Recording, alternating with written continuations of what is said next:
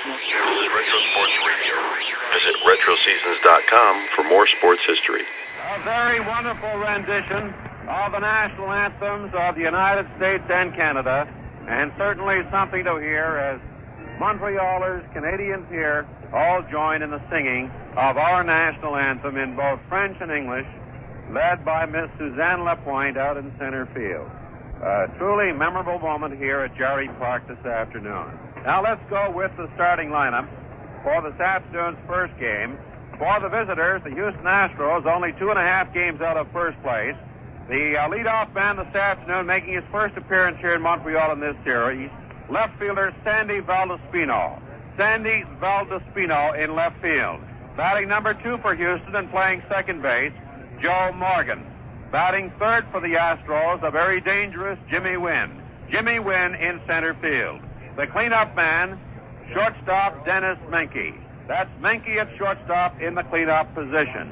Kurt Blefary, who hammered out those 2 two-run homers against the Expos in the opening game of this series Friday night, will be batting fifth and playing first base. Kurt Blefary.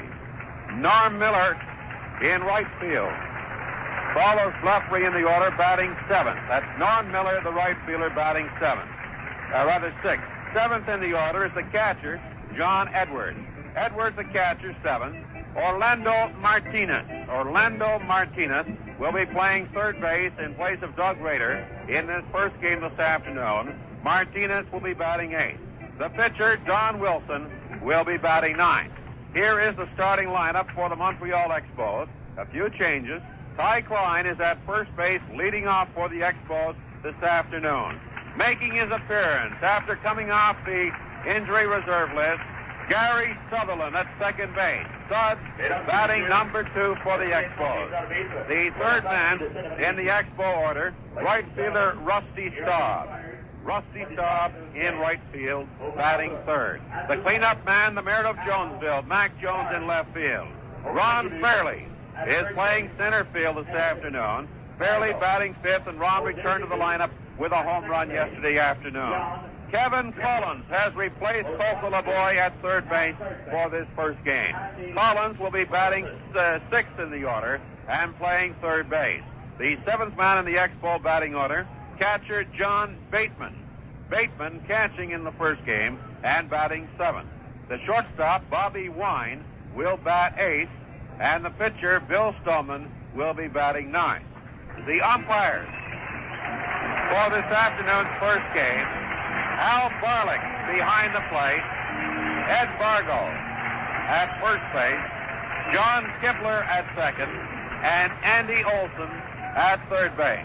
As we all sadly know right now, the Astros have grabbed a 2-0 lead in this series. They beat the Expos 5-3 Friday night, using the home run ball to great advantage, and they defeated the Expos 5-3 yesterday afternoon. The Expos out-homered the Astros yesterday as Ron Fairley and Rusty Staub hit for the circuit, but unfortunately the Astros won the ball game 5-3. The Astros are on a 7-game winning streak, and they are aiming for 8 straight in this first game this afternoon. The Expos have lost their last 6 games, so they're aiming to break out of this current slump here at Jarry Park this afternoon.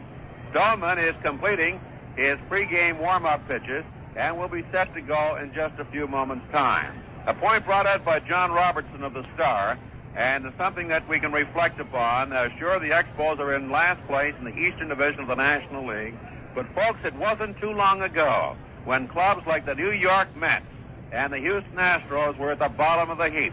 These two expansion clubs very much in the running for their division titles, the Mets in the Eastern Division and the Astros only 2.5 games out of first place in the Western Division of the National League. As we have said many times in the past, and we'll say it again, there's only one way for the Expos to go, and that's up the ladder. May not happen this year, but there's always next year, and this team will always provide you with plenty of thrills. This is a ball club with plenty of style, win or lose. All right, so we're all set now for the start of this afternoon's ball game. Stoneman is just about finished with his pregame warm-up pitches. The Years are whipping the ball around the infield. So right now I'll whip the microphone over to Dave Van Horne. Thank you very much, Russ, and good afternoon once again, everybody. Kevin Collins at third, Bobby Wynn at short, Gary Sutherland back at second base. Good to see Gary back in action. Ty Clyde, the first baseman. John Bateman's behind the plate. Mac Jones in left. Ron Fairley in center. Rusty Staub in right. And here's Sandy Valdespino, the leadoff batter for the Houston Astros. Sandy Valdespino, acquired by Houston in the deal with the Atlanta Braves. Valdespino had been at Atlanta's AAA Farm Club and the International League at Richmond, Virginia. Here's the pitch to Valdespino. First one is high, ball one. The game is underway. Valdespino, a left-hand hitter. He's batting .286. He's played in 29 games in an Astros uniform, 24 for 85 at the plate. The 1-0 pitch. High, ball two, 2-0. John Bateman catching this first game. Ron Brandt will see action in the second game. Ron's been going very strong, has needed some rest. Here's the 2-0 pitch. In there for the strike on Valdespino. 2-1. The left side of the outfield shallow. We say the left side because Ron Fairley's pulled around in left center. Mac Jones straight away in left field, not too deep. Strike two to Valdespino. Evens the count at 2 balls and 2 strikes. Solly Parker coaching at third base. Mel McGahey at first base. For Houston, here's the 2-2 pitch. Swing and a miss. He struck him out. Valdespino is out of there. 1 down. The batter will be Joe Morgan, the Houston second baseman. Morgan's batting .248. Second baseman, number 18, Joe Morgan. 1 out. There's nobody on. Morgan's a left-hand hitter. Here's the pitch. Taken high. Ball 1.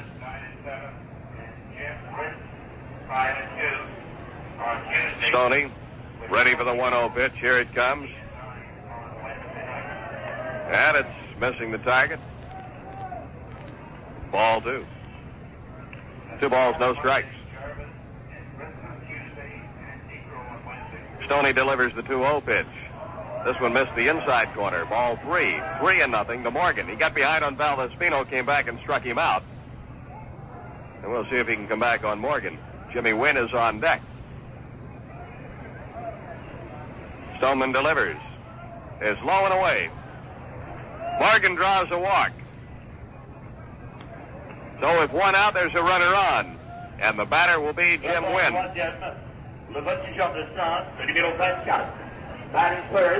Gary Sutherland, the second baseman, with Wynn being a right-hand hitter. Gary has signaled to Bill Stoneman. He'll be the one. If the ball comes back to Stoney, Gary will be the one that Stoneman will want to throw that ball to for the double play. Bobby Wynn way over in the hole on the left side of the infield. So they've overshifted to the left.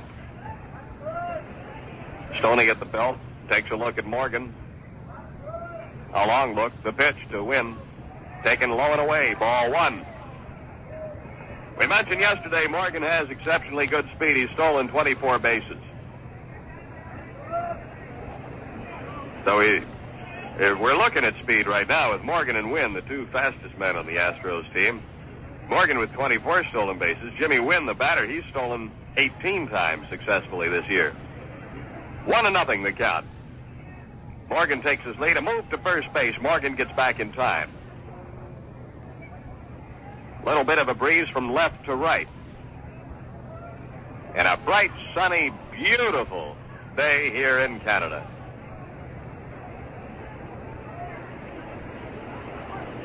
Stoneman looks at his runner again. The pitch. Taken for a strike. 1 ball, 1 strike to Jimmy Wynn. Right-hand hitter batting .277. Wynn's hit 25 home runs and 66 RBIs. Hit one here the other night.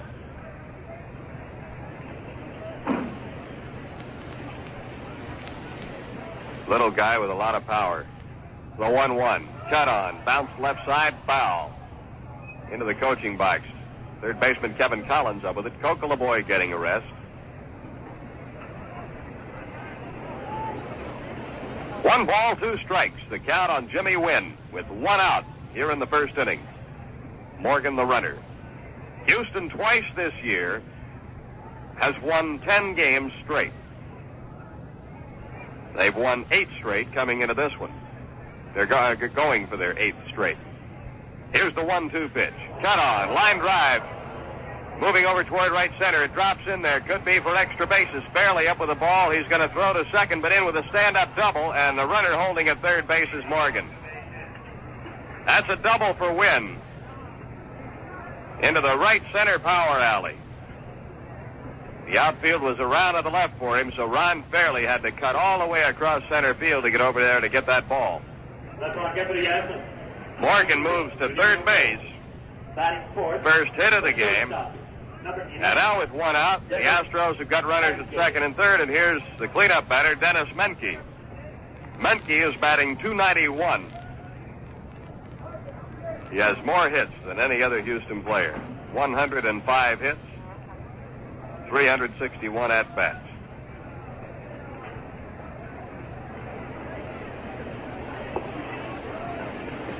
He's the leading hitter of the regulars.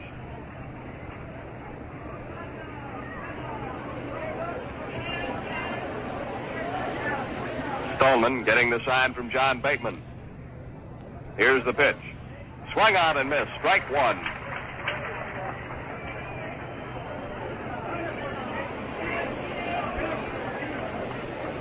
The last time the Astros will be here at Jerry Park this year. We'll be in Houston next weekend to wrap up our play with the Astros for the season. Here's the 0-1 pitch. High and outside, a ball. 1 ball, 1 strike to Dennis Menke. The Atlanta Braves move in here tomorrow, and left-hander George Stone will be on the mound tomorrow night.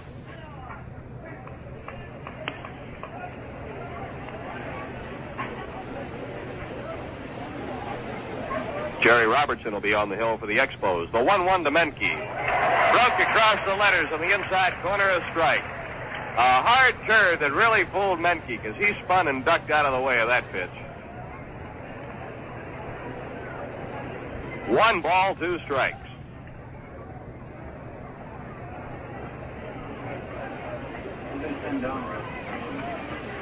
Here's the windup and the pitch. Check swing, it's down low. Ball 2. Count is even now to Menke. 2 balls, 2 strikes.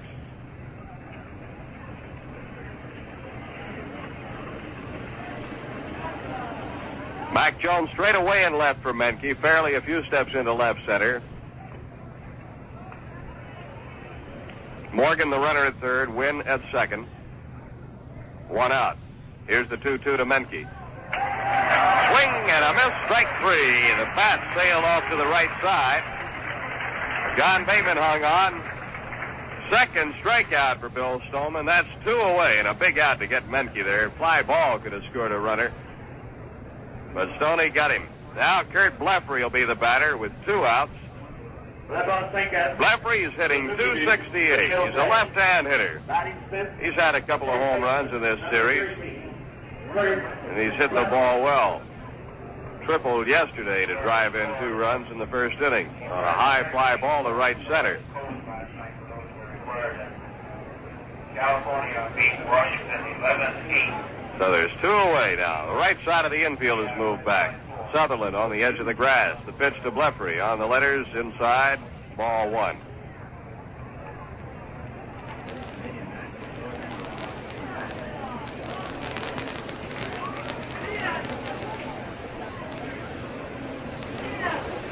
Here's Stoneman's 1-0. Blefary swings. Fly ball. Right center. Staub going back. Fairley is back. And it is Staub at the fence. Same spot he hit it yesterday. The same play that Rusty Staub had to make yesterday and missed the ball. He made it today and made the catch. Blefary is out. And the Astros are through in the first. No runs. 1 hit. No errors. 2 left. Score, Houston nothing. The Expos coming to bat. Well, fans, Rusty Staub receives a tremendous ovation. Listen. A big ovation for Rusty Staub, who had a run exactly as yesterday afternoon when he misjudged that ball, couldn't get to it. and it fell in for a double, scoring a pair of runs. This time, at the risk of a collision with Ron Fairley, Staub ran along the warning track, along that right field fence toward right center, and just overhanded the ball just so beautifully and pulled it down. And what a catch by Le Grand Horne, because if that one got away, 2 runs would have scored for sure, and the Houston Astros would have had a 2-0 lead. Well, this is the kind of excitement you'll see at Jerry Park all season long, and of course you'll hear on the Expo Baseball Network as the Expos continue to come up with the great plays and also some great hitting as well. So let's hope, for Expo fans anyway, that this afternoon will be an afternoon when everyone will be able to rejoice. A great catch by Rusty Staub really gets Bill Stoneman out of trouble in the top half of the first inning. No score. The first man up for the Expos will be Ty Klein, to be followed by Gary Sutherland. It's Klein, Sutherland, and Staub to start off with in the bottom of the first. Well, Ty Klein, a left-hand hitter, batting .263. Don Wilson on the mound for Houston. Klein swings, lines the first one foul out of play down to the left. Strike 1.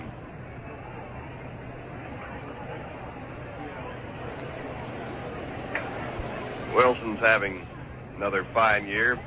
12-7, has a 3.87 ERA. He's got 9 complete games. Leads the staff in strikeouts with 165 for 155 2/3 innings.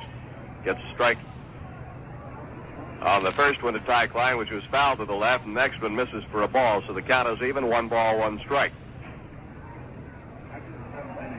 Wilson delivers. Breaking ball is high. 2-1.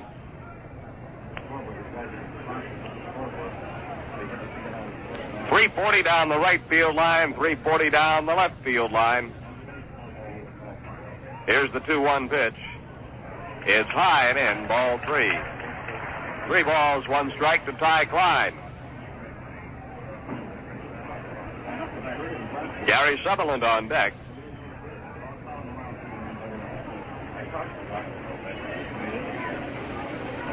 Here's the 3-1 pitch. Taken for strike 2 called. Got the inside corner about letter high.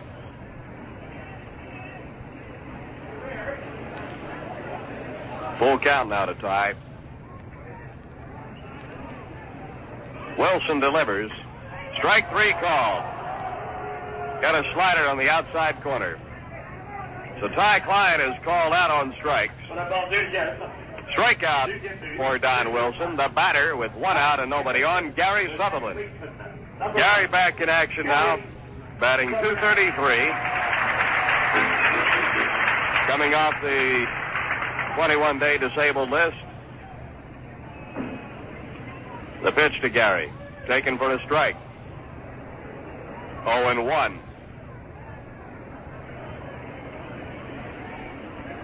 Wilson's really a class pitcher.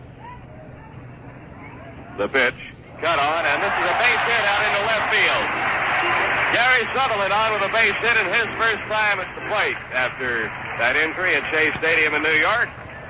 So Gary's on with 1 out, and the batter will be Rusty Staub. Teams are even now in hits. We're in the bottom of the first, no score. Staub batting .291. Has 17 home runs and 50 RBIs. He's 2 home runs behind Mac Jones and 10 RBIs behind Mac. Here's the pitch to Rusty. Fouled back out of play to the left. 0-1.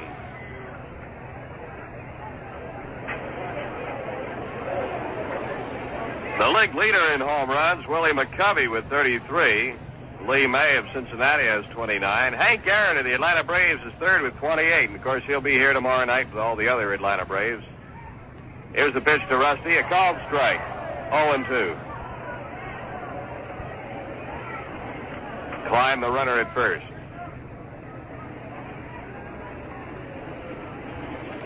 The RBI leader in the National League is Ron Santos of Chicago. He's got 92. The 0-2 pitch to Staub is high for ball one. 1 ball, 2 strikes. Mac Jones is on deck.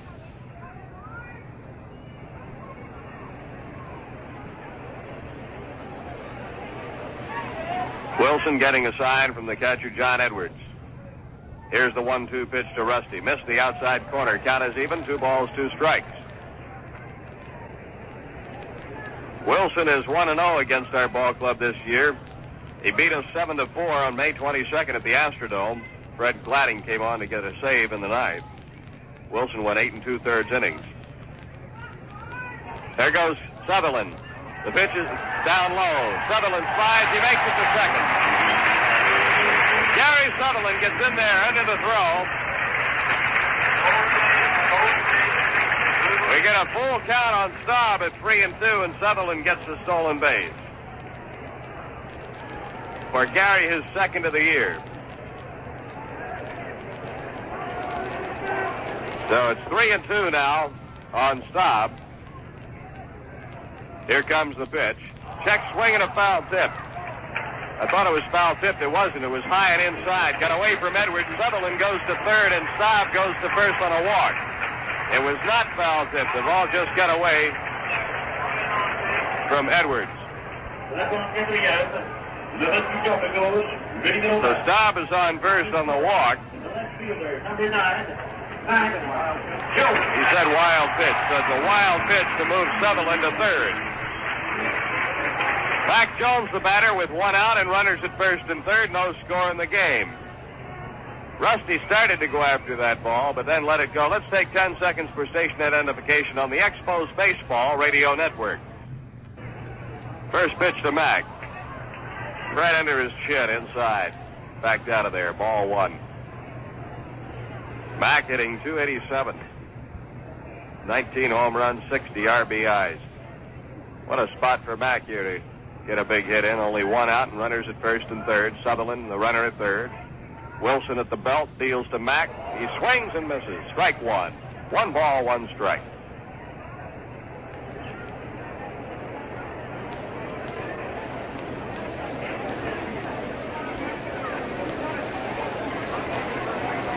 Wilson again checking the runners. The 1-1 to Mac Jones is high. Ball 2.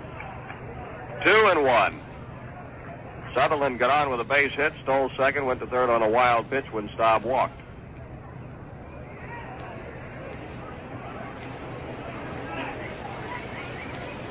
Wilson kicks and fires the 2-1 pitch. Mac goes after it, misses everything. Count is even at 2-2.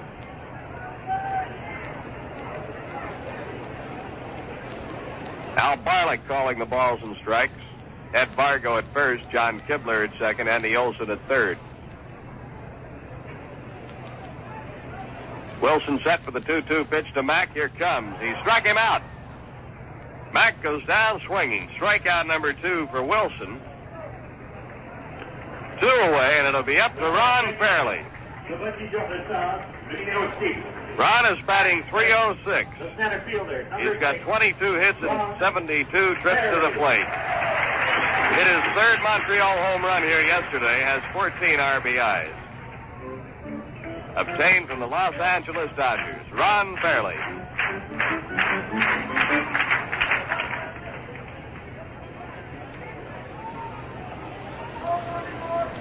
Wilson pitches.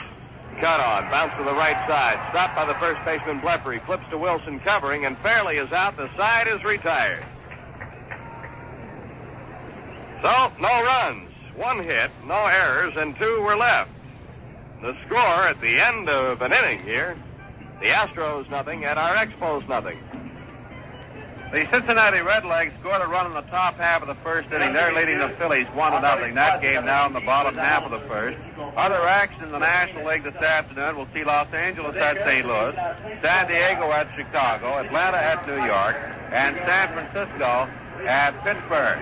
The standings in the National League so far show, of course, the Cubs with their 6.5 game lead over New York, and they lead St. Louis by 8.5 games.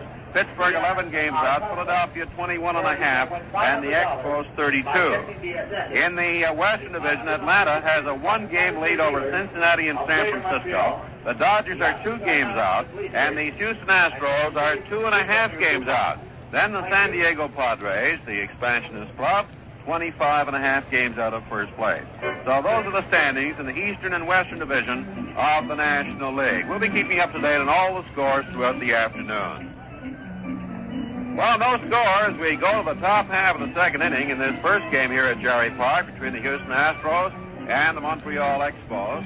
Both Bill Stoneman and Don Wilson have struck out a pair of batters. Stoneman got 2 in the top of the first. Wilson struck out a pair of Expos in the bottom half of the first inning. Wilson is really humming that fastball of his. Boy, it's really zipping in there. Big Mac Jones had plenty of trouble trying to make contact with Wilson's fastball in the bottom half of the first inning. So for the Astros, in the top of the second, it'll be Norm Miller, John Edwards, and Orlando Martinez. Batting 6, the right fielder, number 21. Norm Miller's a left-hand hitter. He's batting .274. Stobbs playing him deep in right, fairly a couple of steps into right center, and the right side of the infield, of course, plays back for this left-hand hitter. Bill Stoneman delivers, pitch is low and inside, ball 1. Miller, Edwards, and Martinez. No score here in the top of the second. First game of the doubleheader this afternoon. The 1-0 pitch is low, ball 2, 2-0. Larry Dierker will go in the second game for Houston. Howie Reed for the Expos. The 2-0. Cut on. Line drive single out into left field. Mac Jones up with the ball. Miller will hold at first base. Second hit for Houston. Oh, with Miller at first, John Edwards will step up to the plate. There's nobody out. John Edwards. The Astros got runners at first and third with only 1 out in the first inning, and Stoneman retired Menke and Blefrey to get out of the jam. Edwards was about ready to go, and then he stepped out and went back for the pine tire cloth to rub that bat handle down a bit.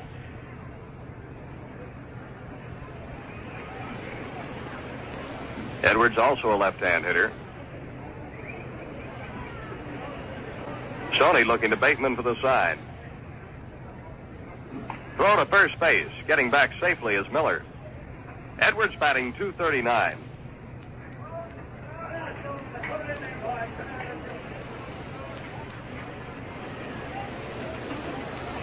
Stoney looks at the runner. The pitch foul way back to our left. Out of play. 0-1.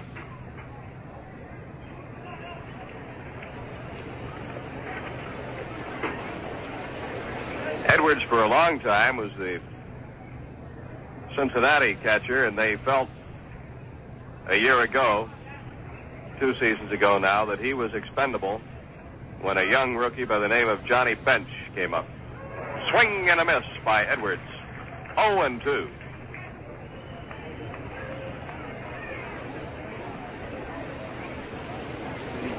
And Edwards had done quite a job for him. We mentioned that in 63 and 64 he was the Golden Glove catcher in the National League. The runner at first, Norm Miller. Infield's a double play depth.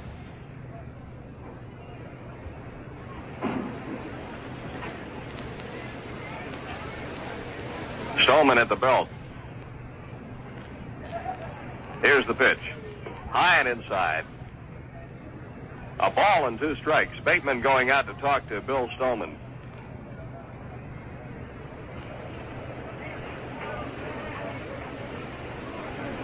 That conference did not last long.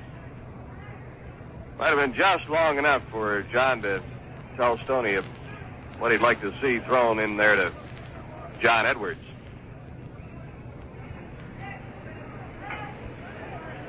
Here's the 1-2 pitch. Look out. Throw to first base. Miller's back in time. That almost got a piece of Edwards. He got out of there in time. 2 balls, 2 strikes. Marty Martinez is on deck. Miller's the runner with nobody out. There he goes. The pitch swung on and missed. Bateman throws the tag. They got him.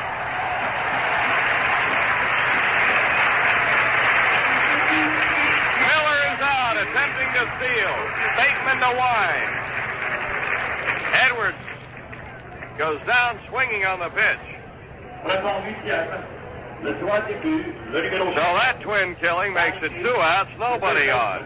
Number 14, Marty Martinez. Third strikeout for Bill Stolman. Here's Marty Martinez, another left-hand hitter. Martinez batting .294. He's played in 41 games, has only 109 at-bats. The pitch, outside, ball 1.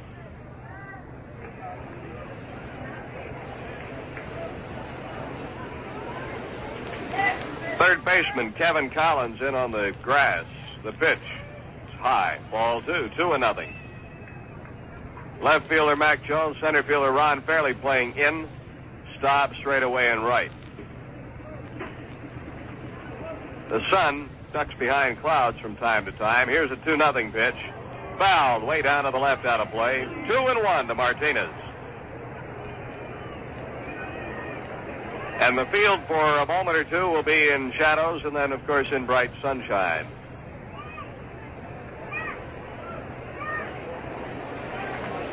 Stoney deals a 2-1. This is sliced foul. Back out of play to our left again. And the count is 2 balls and 2 strikes. Dave, a fan caught that ball in his hands and it bounced right out. He thought he had it. He looked in his hands, no ball. Had to look behind him. The 2-2 pitch. This one's fouled back into the screen behind the plate.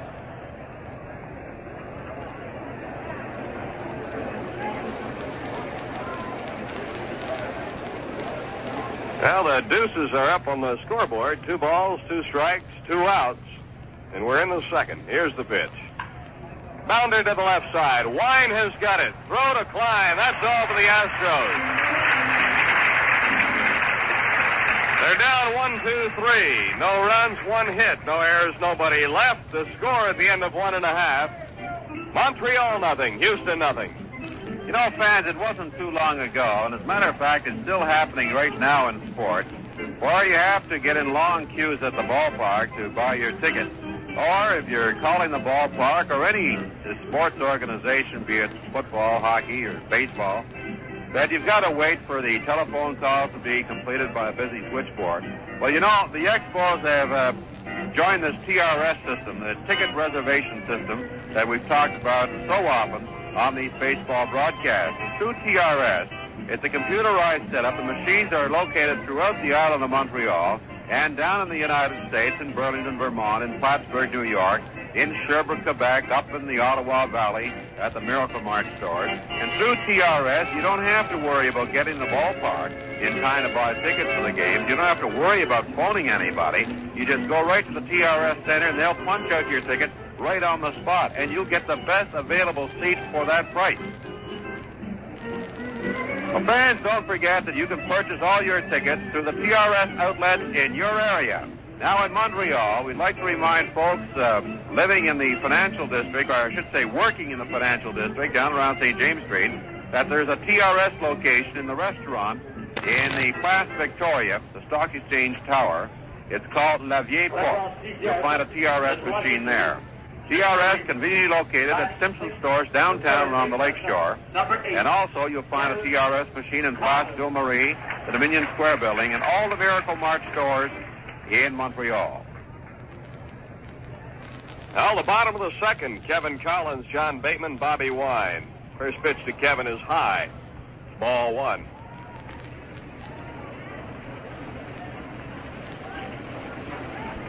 Kevin's a left-hand hitter, batting .220.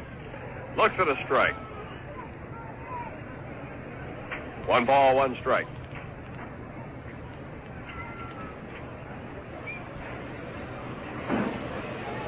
Wilson delivers a curve that swung on. This ball hit out toward right center. It's going to drop in for a base hit. Collins is on. Second hit off Wilson. That'll bring the catcher, John Bateman, to the plate. And Kevin Collins, Catcher, number 2. the runner at first. John Bateman.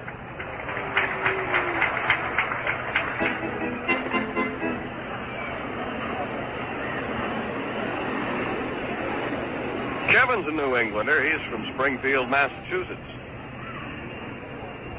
Here's big John Bateman, batting 199.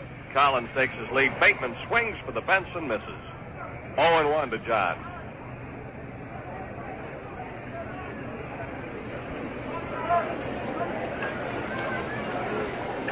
No score here. Wilson at the belt, checks Collins. The pitch to John is high and inside for a ball. 1 ball, 1 strike.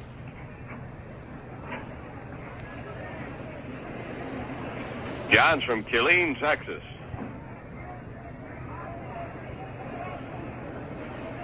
A hunter and a fisherman in the off-season. Here's the 1-1 to John. Cut on, bounced high. Wilson has it, throws to second. There's nobody there. It goes out into center field. Collins goes to third. Bateman's on. Well, the mix-up in signals between Morgan and Menke. Looked like Menke was going to be the backup man, and Morgan didn't get over there. Bateman on the fielder's choice, and we'll have to see who the scorer charges the error to. Menke. Right now, it's to Menke. Now, that is subject to change. Batting 8, the shortstop, number 7, Bobby Wynn. As in this instance, it looked to me like Menke was the backup man, because Menke was not going to the bag. He was going behind the bag, and I think maybe Morgan was the man that should have been there, but he wasn't. Wilson delivers now to Bobby Wynn, and Bobby fouls the first pitch high and out of play to the right. Wynn batting 194.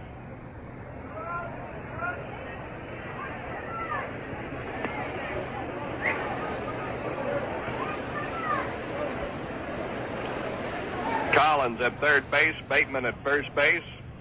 Nobody out. The 0-1 to Wynn. Fouled sharply way off to the right out of play. 0-2 to Bobby. The pitcher, Bill Stolman, is on deck.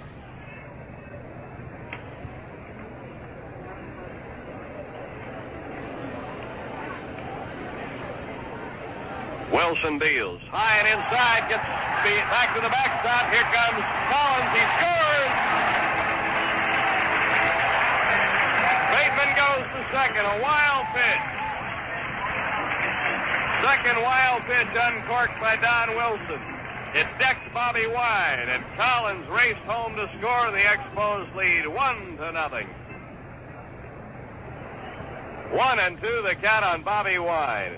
And boy, did Bobby have to get out of the way.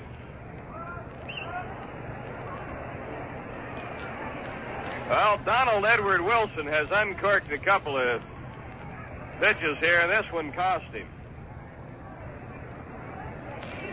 The 1-2 to Wynn.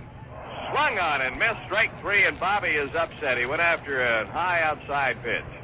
Took a sweep at it and missed.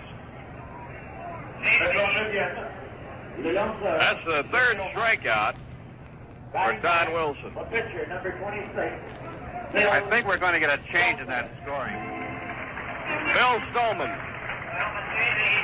right-hand hitter. Stoney swings and misses the first pitch. That error has been charged to Morgan, the second baseman. So if you're scoring along with us, error on the second baseman in this inning.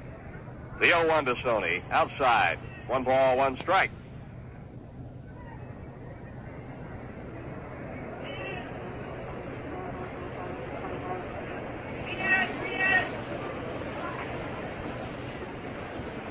Here's the pitch. Swung on and missed for strike 2. Yes, Wilson's been something else. He's tied several major league records. Most strikeouts for a 9-inning game. He struck out 18 on July 14th of 1968. Struck out 18. That was in a night game. Swing and a miss, strike 3. That's all for Bill Stoneman. Fourth strikeout for Don Wilson. 2 outs. Bateman's the runner at second, and the batter will be Ty Klein.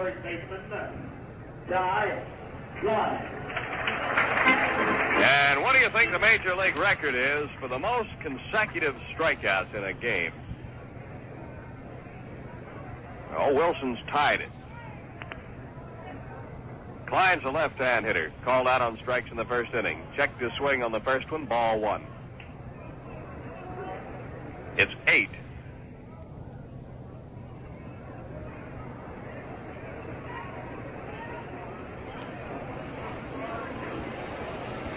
Bateman leading from second. The pitch to Klein. Swung on. This ball hit high into the air. Left center. Racing over is Jimmy Wynn. He gets there to make the catch. And that's it for Ty Klein. Wynn, with a good burst of speed, got to that ball that was dropping fast. But here in the second, the Expos come up with a run on 1 hit. There's 1 error in the field. The run is unearned. There was 1 man left on base. The score at the end of 2, the Expos won. The Astros nothing. The Phillies scored 3 runs in the bottom half of the first inning. Cincinnati had a run in the first and a run on the top of the second, so the score is 3-2 Philadelphia over Cincinnati in the bottom half of the second. Pasquale is going against Champion in that ball game. The Giants are leading the Pirates 1-0 at Forbes Field in Pittsburgh in the bottom of the second. Gaylord Perry against Doc Ellis. Atlanta is at New York. That important ball game has Milt Pampas on the hill for the Braves and Gary Gentry for the Mets. San Diego at Chicago. The Padres are sending Joe Niekro, Phil's brother, against Dick Stelma. And Los Angeles at St. Louis. Chuck Taylor pitching for St. Louis. The lefty, Paul Osteen, on the hill for Los Angeles. Games in the American League. Baltimore at Minnesota. Chicago at Detroit. Cleveland at Kansas City. Boston, 2 games at Oakland. Washington at California. And New York at Seattle. And we haven't received any report on those ball games as yet, still early in the afternoon. Well, the Expos are leading the Houston Astros 1-0 as we go now to the top half of the 3rd inning. And for Houston, we'll be looking at pitcher Don Wilson in the top of the order, Sandy Valdez-Despino, and Joe Morgan.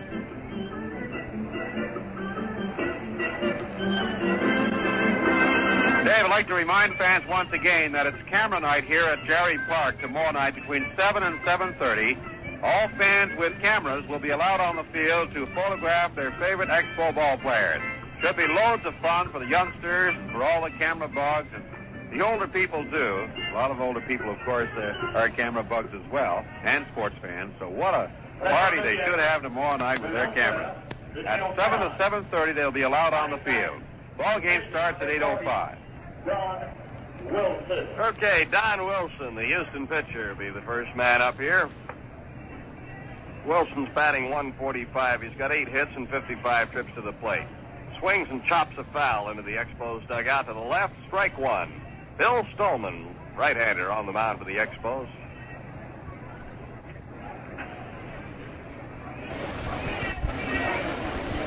The 0-1 pitch, fouled way out to the right. That'll play. You know what Wilson does in his spare time?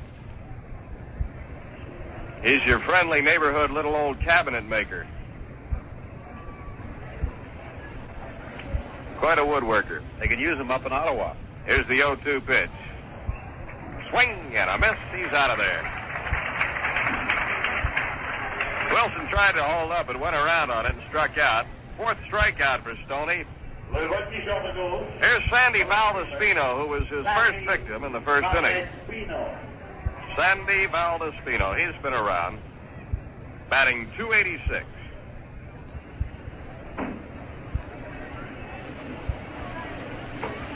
He swings and misses Stoney's first pitch. Valdespino, little guy, bats left, has strong arms and shoulders. When he's going well, he can give the ball a pretty good rip. But his problem last couple of years, Benny hasn't been going well. Count evens at 1 ball and 1 strike.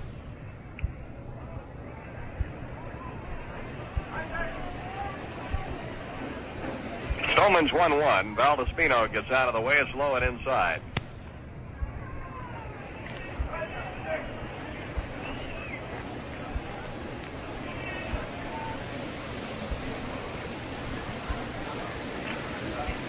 The pitch, cut on. Fly ball down the left field line. Mac Jones coming over. He's got it. It's in foul territory. That's 2 away. The second baseman, Joe. You're right. I was about to say I don't think anybody can make a play on it, but that ball held up a little longer than I thought it was going to, and Mac got over there to make the catch. So there's 2 outs, and Joe Morgan, the second baseman, comes to the plate. He's batting .248, walked the first time up. Expos leading 1-0 here in the top of the third. Morgan swings on the first pitch, line drive, right field, stop, coming in, can't get to it. On one hop, Rusty's got it, rifles it into second to Bobby Wine, and holding up at first with a single is Joe Morgan. Third hit off Stoney. That'll bring Jim Wynn to the plate with 2 outs and Morgan on. Wynn doubled in the first inning.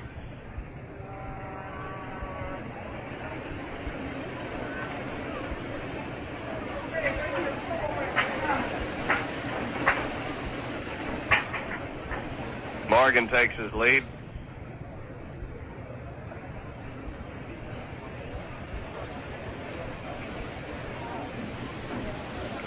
Bill Stoneman gives Morgan a long look and steps off the rubber.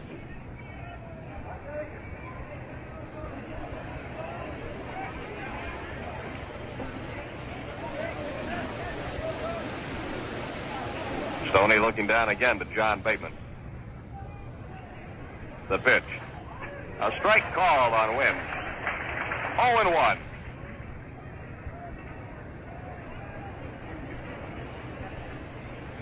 Stoney's big jam was the first inning when the Astros had runners at first and third with 1 out. He got out of that one. The pitch. Strike 2 call. This is just above the knees. Flip that inside corner.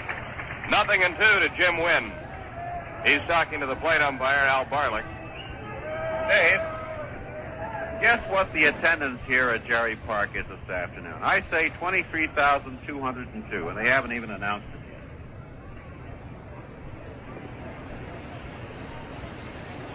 There goes the runner.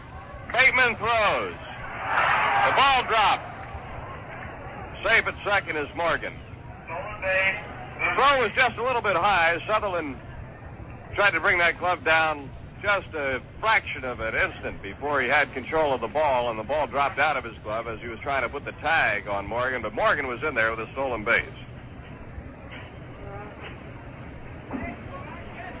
The count has gone 1-2 to Wynn.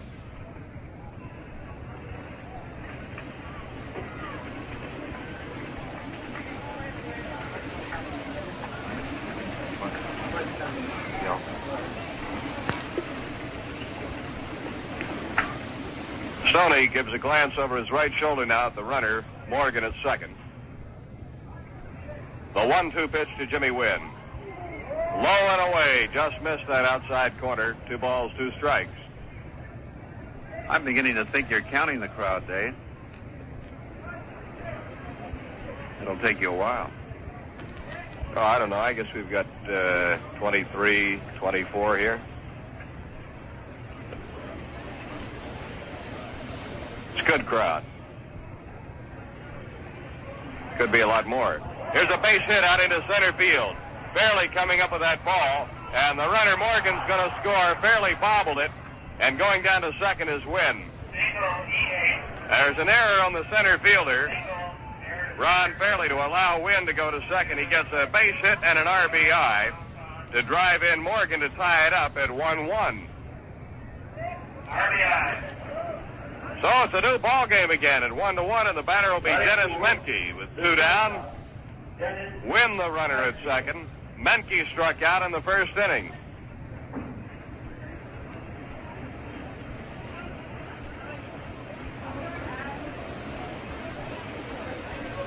The pitch to Menke, and a strike called.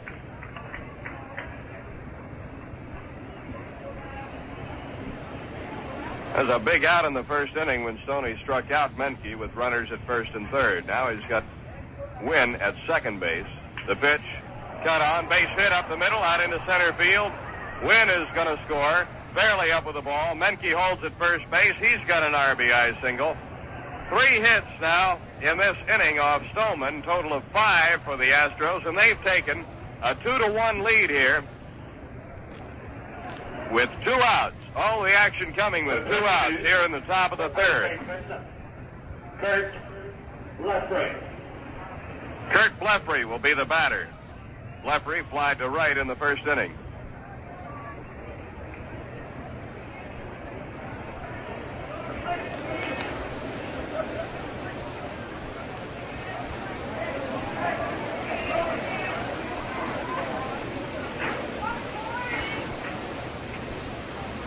Runner leads. Stoneman's pitch, breaking ball, and a strike to Blefary. 0-1. Good breeze here is going left to right.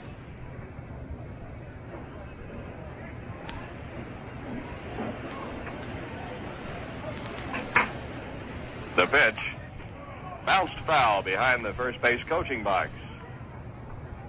Down right field foul territory. Bounced off the tarpaulin there and out onto the field. So we got a timeout for a moment. 10 seconds for station identification. This is the Expos Baseball Radio Network. This is the home of Expo Baseball in the Capital District. WHRL in Albany, New York.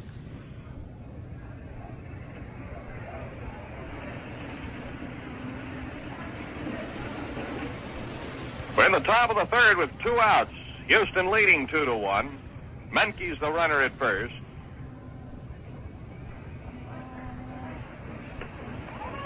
Blefary, the batter, takes one high and outside for ball 1. The count of 1 ball, 2 strikes.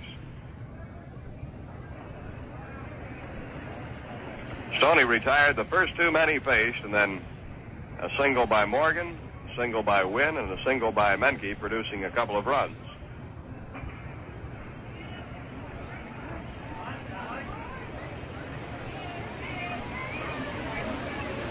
Here's the 1-2 to Blefary. Slow curve was outside. Ball 2. 2 balls and 2 strikes.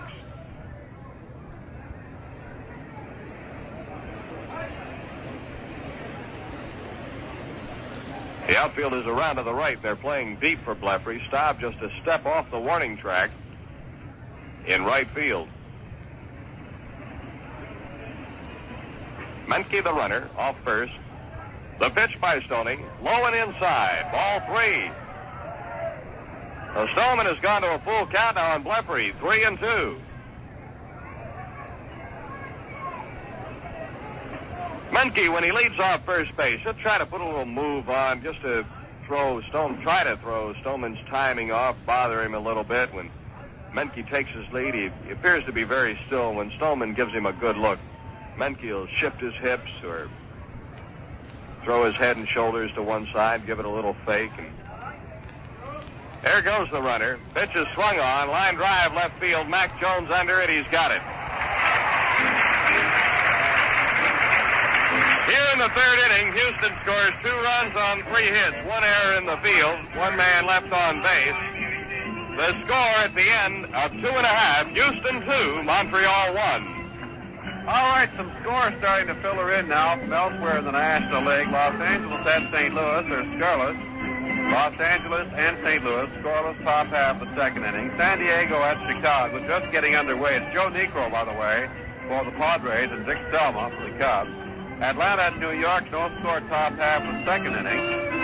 Cincinnati and Philadelphia, it's 4-2 for the Phillies over the Reds in the top of the third. Mike Ryan hit his 11th home run of the year with nobody on in the second for Philadelphia.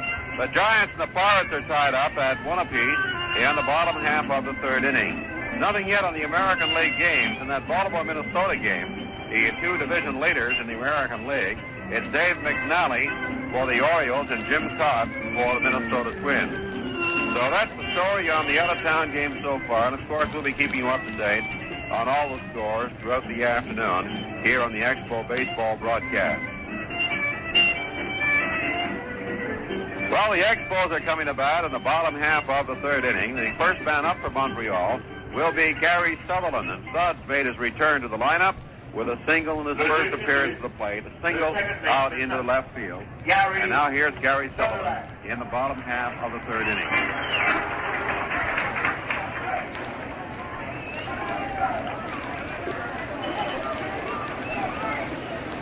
Gary Sutherland, right-hand hitter, takes Wilson's first pitch, low and in, ball one.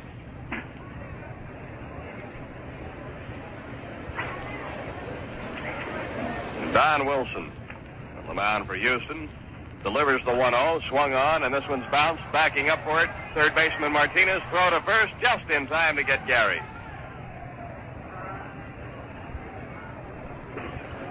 One away.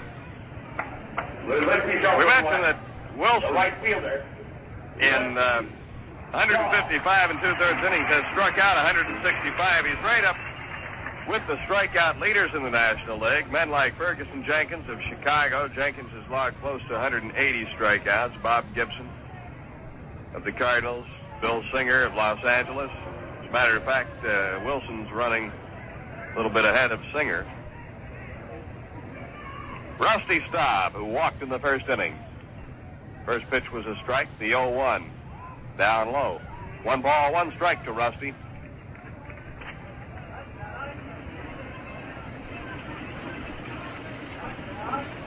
Rusty is batting .291.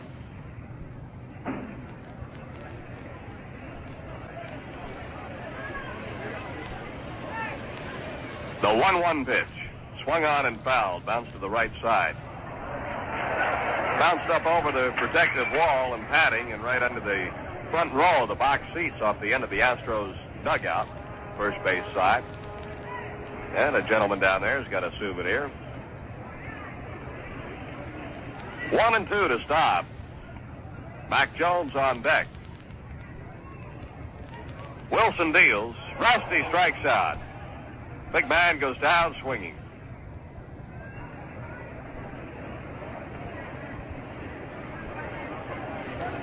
That's 5 strikeouts now for Wilson. The left fielder, Mac Jones.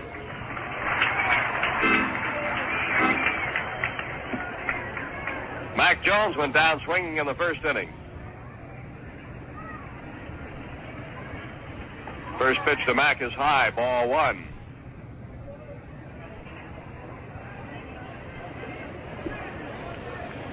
Rusty's only struck out 34 times this year, and someone commented the other day, the 1-0 to Mac is low and inside, ball 2.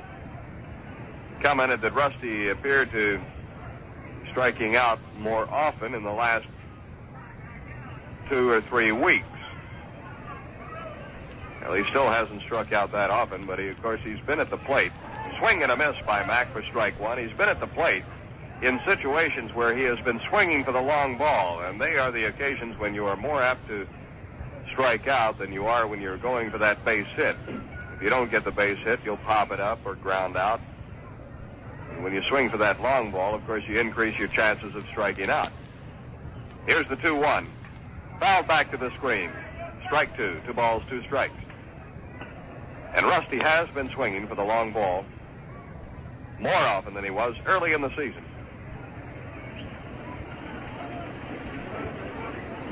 2 outs, Mac at the plate.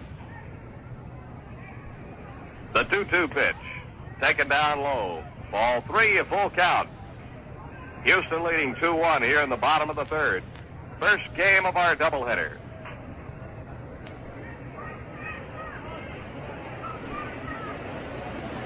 Wilson fires a 3-2. It's low, ball 4, and Mac is on. Second walk given up by Wilson. The center fielder. And with 2 outs, Ron Fairley will come to the plate.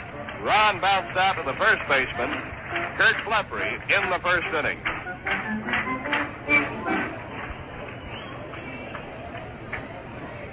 Another left-hand hitter.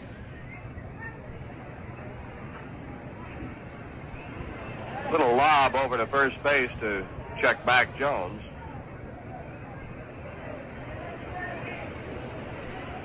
Russ, if you were the runner at first, you'd have made it back safely.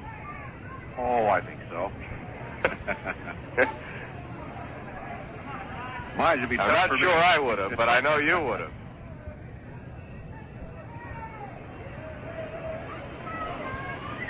Wilson's at the belt, checking Mac Jones. The pitch to Fairley. Check swing and a ball.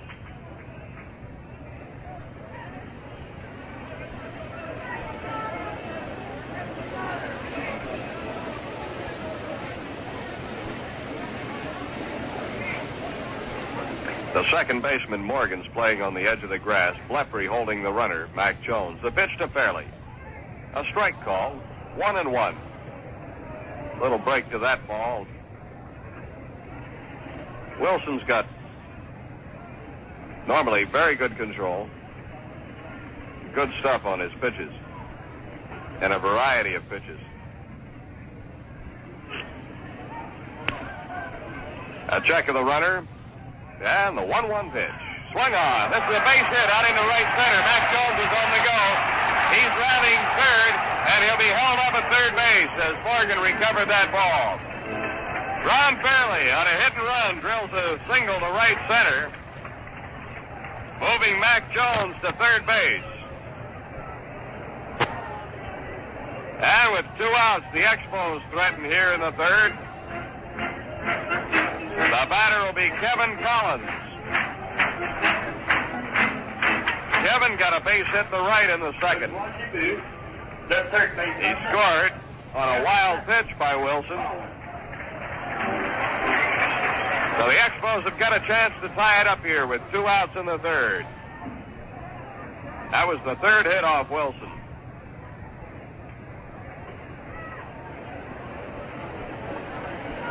The pitch to Kevin. Swung on and missed. Strike 1.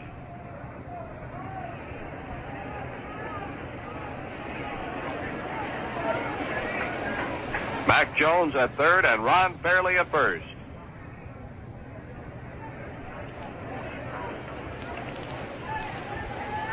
Wilson deals, and Kevin swings and misses for strike 2.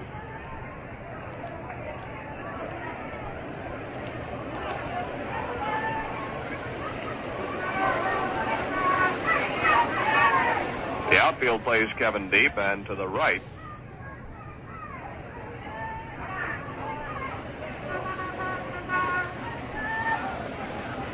Wilson out in front. The 0-2 pitch is fouled back just to our right.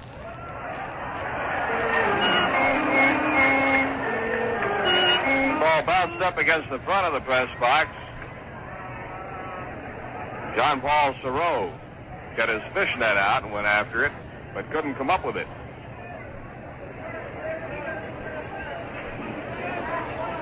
Runners lead. The 0-2 pitch. Struck him out. Collins goes down swinging with 2 outs here. So that's it. No runs, 1 hit, no errors. There were 2 Expos left on base. And at the end of 3, it's Houston 2, Montreal 1. Well, fans, we've been talking a lot about TRS, the ticket reservation system. Thought we might mention again for folks, especially around the Sherbrooke area, that you do have a TRS center down there at Belvedere South. This is the Miracle Mart store, 50 Belvedere South in Sherbrooke.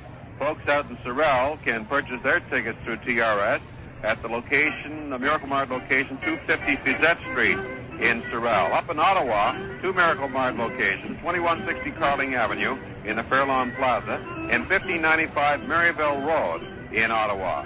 In the Quebec City area, the Miracle Mart store, 2440 Sir Wilfrid Pelletier Boulevard in St. Foy.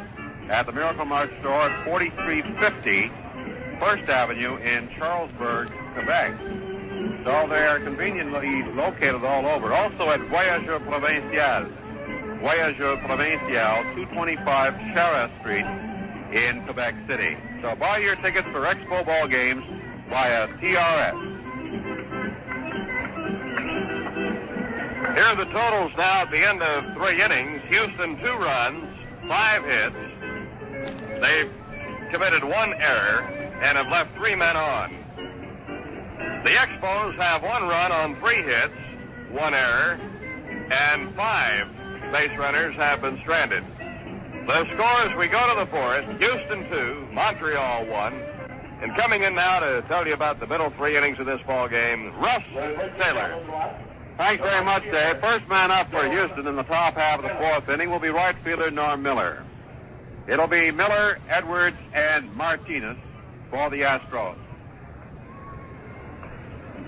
Houston lead this ball game 2-1. Expos took a 1-0 lead, bottom half of the second inning. The Astros came up with 2 runs in the top of the third.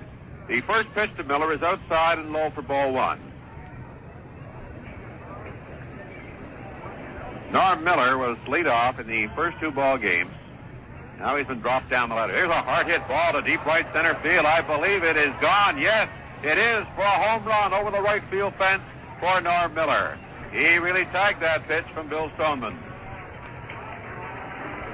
And Miller makes the circuit here at Jerry Park, and Houston lead this ball game 3-1. Good hard shot by Norm Miller. He really tagged it. And for Norm Miller, that home run, his second of the year. Second home run of the year for Norm Miller. So that's Miller's second hit. John Edwards, the catcher, steps in. Edwards struck out first time up. This is foul to the left side into the seats. And a free base ball for a lucky fan. The Houston broadcasters and writers, and also Harry Walker will tell you, one of the reasons Houston's success is John Edwards. This is taken inside for ball 1. Way he's been handling the Houston pitching staff. Edwards has been getting his hits from time to time. He's batting .239. Left-hand batter. The 1-1 delivery is lined into left field for at least 1. Edwards makes the turn at first base. Jones scoops it up and fires it into second. And Edwards holds up at first after making the turn. A single just beyond the reach of Kevin Collins at third base. That's the 7th hit off Bill Stoneman this afternoon. Brings up Orlando Martinez. They call him Marty. Marty Martinez with Houston. He grounded out short to first in the second inning. 3-1 ball game now for the Astros. Elroy Faith is heading out to the bullpen to start warming up. Martinez, the left-hand batter. Tony takes his toe off the rubber momentarily. Now he's back on it once again. And here's the first pitch to Martinez. It's low and outside. As John Bateman had to get into the dirt to get that one. 1-0. Hank Aaron, one of the most fabulous players in baseball, will be here tomorrow night. The Expos meet the Astros at 8:05. The 1-0 pitch is lined into center field. Fairley is standing there, takes it for the out. Line fly ball to Ron Fairley in center field. One away, brings up Don Wilson, the pitcher. Wilson bats right-handed. He's looking down to Salty Parker at third base to get the sign. With a runner on first and 1 out, Wilson may just square around and try to move that man to second with a sacrifice. Fairley has moved over a bit to left center field. Stop playing through right. So we've got a bit of a gap in right center. The pitch, he squares around. The bunt is foul. 0-1. Crowd has to be around 23,000 here this afternoon. See Jim Fanning, the general manager of the Expos, taking his seat behind home plate. Jim will shortly be going out to Vancouver to visit the Expos Farm Club, the Vancouver Mounties. 0-1 the count on Wilson. 1 out and 1 on, and 1 run in by a home run by Norm Miller. Stoneman checks his man at first base. The bunt attempt is down the first baseline foul, fielded by Ty Klein. Klein and Collins, of course, moving in for the bunt. Wine going down to second base. And Gary Sutherland over to the bag at first to take the throw. Terrific day for baseball here at Jerry Park this afternoon. Fans, don't forget, it'll be your last chance to see Hank Aaron, Orlando Cepeda, and the Braves this week, starting tomorrow night. The try to make it for one of those 4 games. Doubleheader Tuesday, single game Wednesday. 0-2 is the count. Wilson squares around a bunt again and bunts it foul. He's out of there.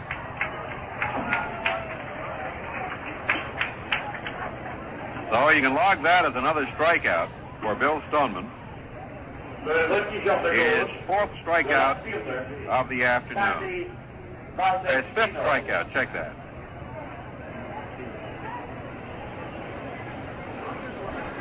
Brings up Sandy Valdespino. Valdespino struck out in the first and fouled out to Mac Jones in left field in the 3rd inning. Left-hand batter. Edwards still the runner on first base with 2 out. This one's hit on the ground right to Ty Klein. Ty will tide the bag, and that's it for the Astros in the top of the 4th. They picked up 1 run on the home run by Norm Miller, 2 hits, no errors, and 1 man was left on base. The score as we go to the bottom half of the 4th inning is 3-1 Houston. Fans, we'd like to remind you of tomorrow night's game with the Atlanta Braves. Atlanta's coming in for a big 4-game, 3-day series, beginning with a single game tomorrow night, starting at 8:05. And tomorrow night is camera night. From 7 to 7:30, the fans will be able to go onto the field, take the cameras with them, take pictures of their favorite Montreal Expos players. Tomorrow night between 7 and 7:30, the game will start at 8:05, the game between the Expos and the Braves. George Stone, young left-hander, will be on the mound for Atlanta. And Jerry Robertson will be pitching for the Expos.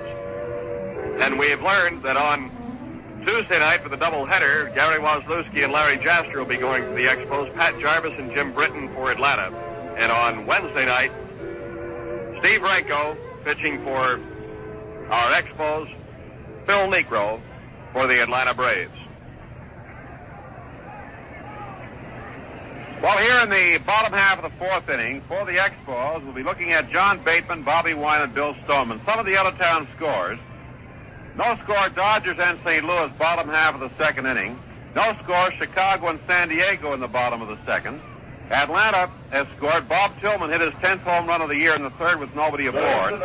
Atlanta leads that game 1-0. Cincinnati and Philadelphia, it's 4-2 for the Phillies over the Reds in the top of the 3rd.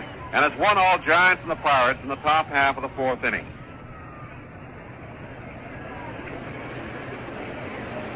John Bateman facing Don Wilson.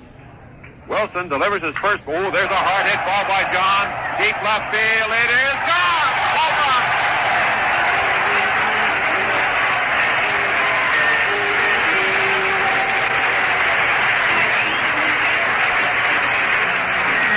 John Bateman has just hit a home run for the Expos.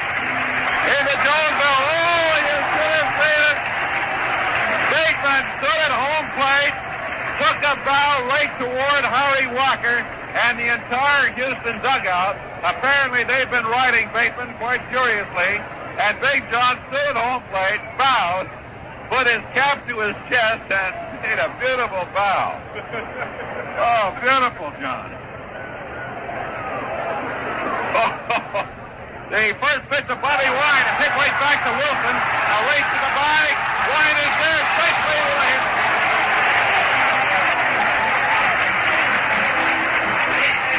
A base hit for Bobby Wynn. He lined that ball right back to Wilson. It seemed to hit Wilson in the chest. Bounced to the left side. Wilson chased it. So did the first baseman, Kurt Bleffery. Wilson couldn't pick it up, but raced the bag just the same. And Wynn is on with a single. That was a good, solid smash by Bobby, incidentally. Had it gone either side of Wilson, would have gone out into center field through that gap. So the Expos have come alive here in the bottom half of the 4th inning. Bateman leading off with his 6th home run of the year in Jonesville. And Bobby Wynn has lined a single off the chest of pitcher Don Wilson. Stoneman the batter. He'll turn around a bunt, tries to put this one down, foul tips it for strike 1. Folks, it's just too bad you couldn't have seen that performance by John Bateman. He stood at home plate after crossing, after hitting that home run into the left field seats, and bowed from the waist down, putting his cap on his chest, right toward the Houston dugout. Well, I'll tell you. Another attempted bunt by Stallman is foul. Strike two. It was halfway through this ball game. See, Bateman was with Harry Walker in the Astros last year, and he was left unprotected in the National League draft last October 14th.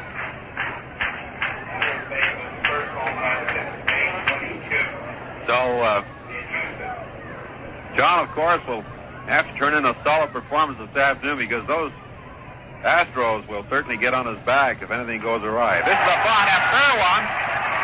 They play at the first base. The sacrifice works.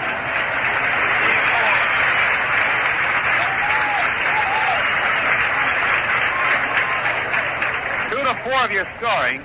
That's catcher John Edwards, the second baseman Martinez taking the throw at first. So that puts Wynn in scoring position. The tying run is on second base. 3-2 for Houston over the Expos here in the bottom half of the fourth inning. One out, runner on second is Bobby Wynn.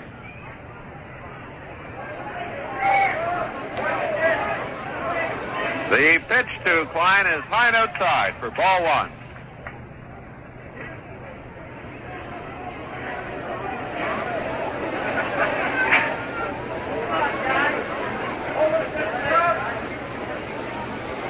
The 1-0 pitch is hit on the ground down to short. The runner bobbled momentarily by Menke over to first in time. The runner advances to third, Bobby Wynn. So Wynn's on third, brings up Gary Sutherland. The second baseman, Gary Sutherland. Sutherland had a single of left field in the first inning and grounded out to third baseman Martinez next time up. Scoring that sacrifice, I believe I said Martinez going to the bag at first. Actually, it was Morgan, the second baseman. Martinez is at third. Pop fly, back of short. Now Martinez at third will call for it, and he takes it. And that's it for the Expos. But they picked up a run on the home run by Bateman. 2 hits, no Houston errors, and one man was left on. After 4 complete innings of play, Houston leads 3-2. Other games underway. Los Angeles, St. Louis scoreless in the second. San Diego and Chicago are scoreless in the second. Same is true of Atlanta and New York, scoreless in the second. Philadelphia 4, Cincinnati 2. They're in the third inning at Philadelphia. Giants and the Pirates tied 1-1 in the fourth. Over in the American League, Baltimore, Minnesota, no score in the first inning. Chicago and Detroit are scoreless in the second. Cleveland and Kansas City, no score in the second. Other doubleheaders today. Boston's at Oakland for 2 games. Now, that's the only other doubleheader. Washington will be at California. New York will be at Seattle to round out the American League schedule. A reminder, fans, that the Atlanta Braves are here tomorrow night. Last chance to see Hammer and Hank Aaron and the rest of the stars of the Atlanta team. Tomorrow night, doubleheader Tuesday, and a single game Wednesday for the Atlanta series here at Jarry Park.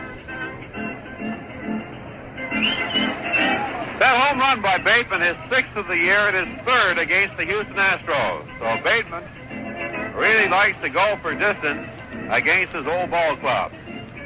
Now for Houston, we'll be looking at Joe Morgan, Jimmy Wynn, and Dennis Menke, the tough part of the batting order. Be followed by Blufrey and Miller.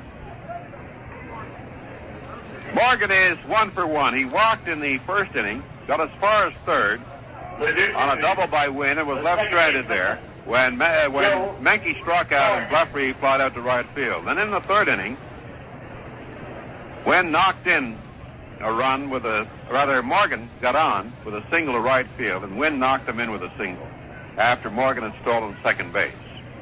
The first pitch to Joe Morgan is taken for a called strike, strike one. Expos outfield, in case you've just joined us, Ron Fairley in center field, Mac Jones in left, and Rusty Staub in right. Strike 2 call. Again, Morgan took a fastball from Bill Stoneman. 2 changes in the outfield, in the infield rather. Kevin Collins is at third, and Gary Sutherland at second. Wynn's at short, and Klein is at first base. High and inside for ball one. So that's Klein at first, Sutherland at second, Collins at third, and Wynn at short. Batteries, Bill Stoneman and John Bateman. 1-2 the count on Joe Morgan. Stoneman out in front of the batter. Nobody out. Morgan the leadoff man here in the top of the fifth. This is low for ball two. 2-2 the count.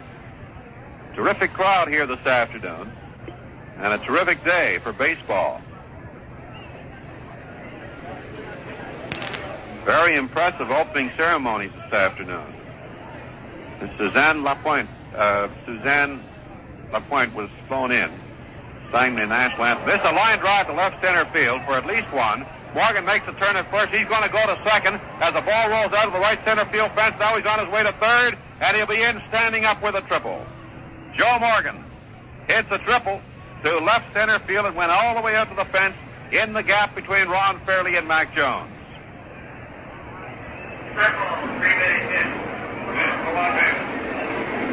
So Stoneman, starting off here in the fifth, finds himself in trouble with nobody out, a runner on third. Brings up Jimmy Wynn. Wynn has had a double and a single. He knocked in Morgan with a single in the third inning.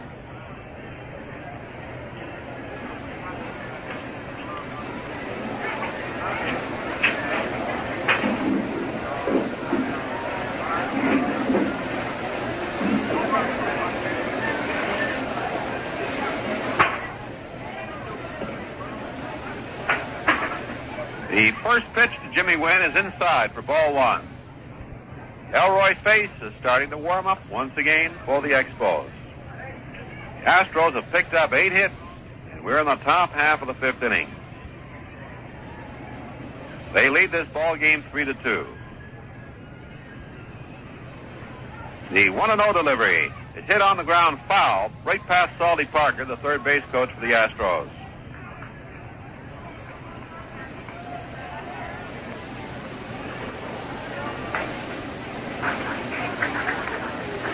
One ball and one strike.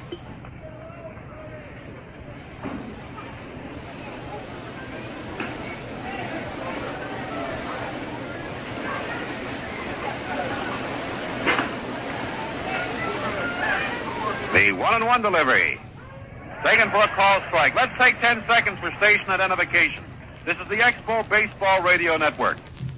This is the home of Expo Baseball in the Capital District. WHRL in Albany, New York.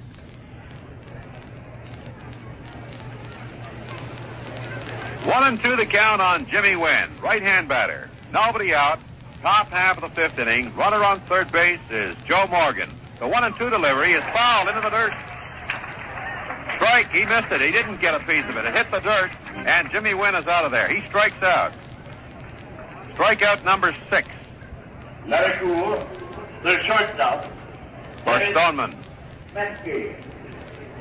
Wynn went after a sinker that just hit just behind home plate, and it bounced around there, and for a moment we thought he got a piece of it, but John Bateman picked it up and tagged the runner. Or the batter. Wynn didn't even have a chance to move out of the batter's box. The first pitch out, called by Bateman, but Morgan's held close to the bag at third. Dennis Menke struck out in the first and singled in a run in the third inning. Delivered a solid smash to center field. One away.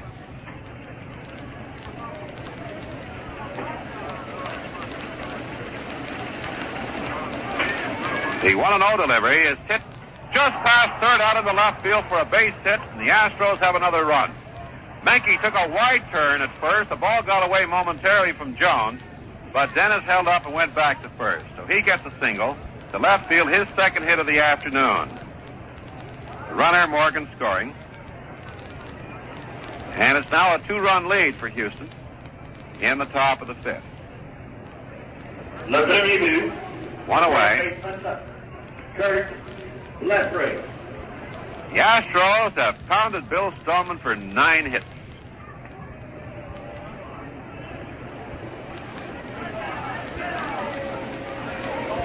Kurt Bleffery. Flied out to right field in the first. And flied out to left field in the third inning. left-hand batter. The pitch hits low for ball one. When Blefary put that one right against the fence in right center field, Rusty Staub made a fine running catch. Identical play from yesterday when Staub had trouble with it and hit the fence and went for a triple, scoring 2 runs. The 1-0 pitch is in there for a called strike.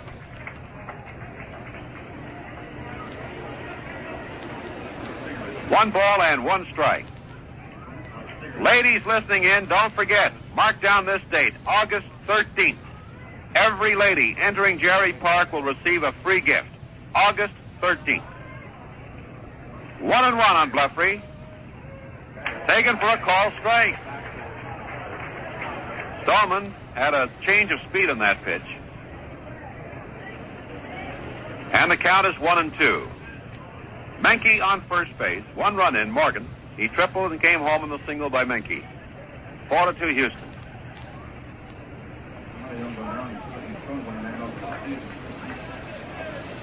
Stoneman delivers. It's inside for ball 2. 2 balls and 2 strikes.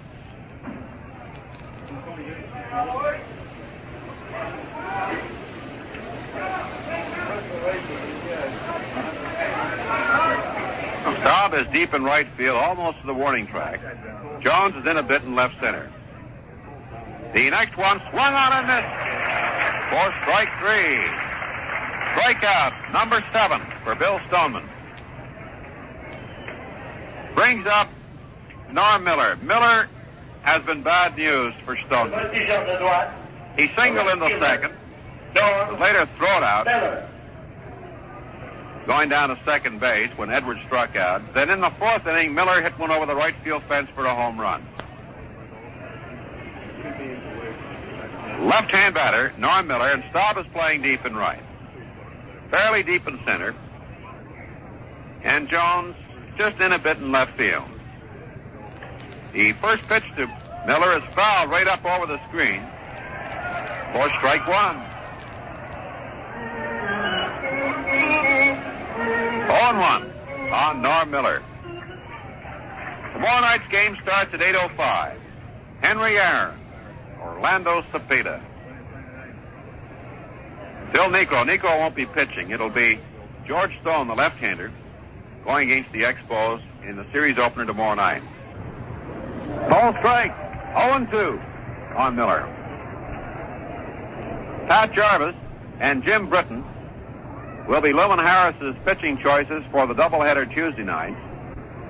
And Phil Niekro, the knuckleball artist, will be pitching in the windup Wednesday.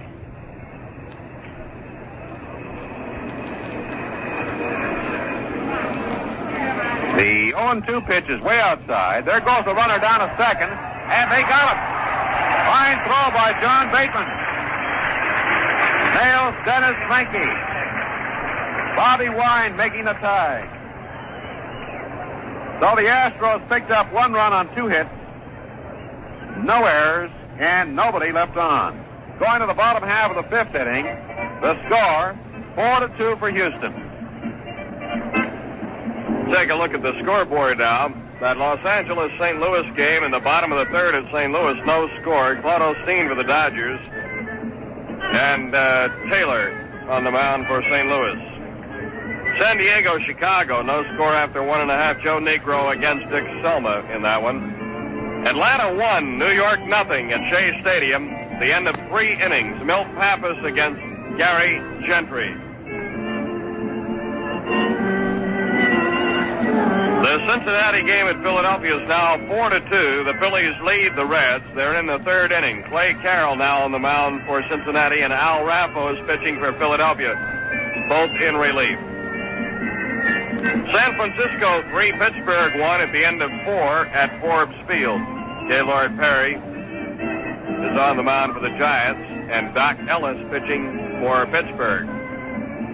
Over in the American League, Baltimore and Minnesota scoreless after 1. For the Expos in the bottom of the 5th, it'll be Rusty Staub, Mac Jones, and Ron Fairley. Staub is hitless. Rusty walked in the 1st inning and struck out in the 3rd. The right fielder, Rusty So Le Grand Orange would love to nail one. Not only for the ball club, but he's playing against his ex-teammate. Played with Houston last year. Don Wilson's all set. His first pitch to Rusty is low and outside for ball one. 1 ball and no strike.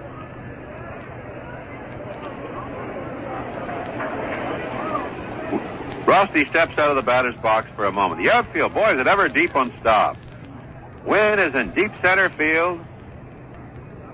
Valdespino, deep in left, moved way over toward left center field. And Norm Miller is deep in right. Joe Morgan is playing on the outfield grass at second. Fastball is taken for a call strike. 1-1 on stop. Leffery fairly deep at first base. But Morgan is out on the outfield grass. Now he moves back even more. The 1-1 delivery. Line shot left field, foul, out of play. Hey, a fine catch by a fan in left field. In the seats just to the left of the Expo bullpen. Oh, we salute that fan. Nice to see some fine fielding plays in the stands once in a while. The 1-2 pitch. Outside for ball 2. 2-2. Mac Jones in the on-deck circle. Time is called. A new ball thrown out by the plate umpire, Al Barlick. Barlick's behind the plate. Vargo's at first. Kibler at second. And Olson at third. The 2-2 pitch. Foul right up over the screen.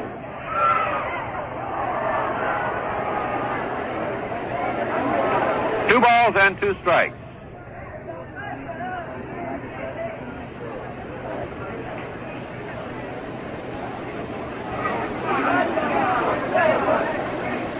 Wilson shakes off a sign from John Edwards. He's all set. And here's the 2-2 pitch. Strike. What is it? Oh, ball 3. John Edwards jumped up and put the tag on Staub. Rusty didn't swing at it. He came around. No, he's out of there now. He was overruled by the first base umpire. The man at first, Ed Vargo, signaled that Staub went around. So Rusty strikes out.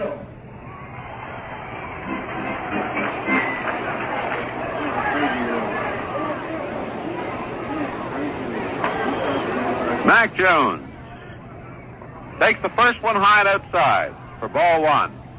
Well, that's the second time we've seen that in this series, where the first base umpire will make the ruling on a swinging strike. Swung on and missed for strike 1. Mac is having his problems trying to time that fastball of Don Wilson. Boy, Wilson is really blazing it in on Jones. Mac struck out in the first and walked in the third. But if he ever makes contact, look out. Here's the 1-0, 1-1. Swung on a miss for strike 2. 1 ball and 2 strikes. Larry Jaster warming up for the Expos in their bullpen. A left-hander.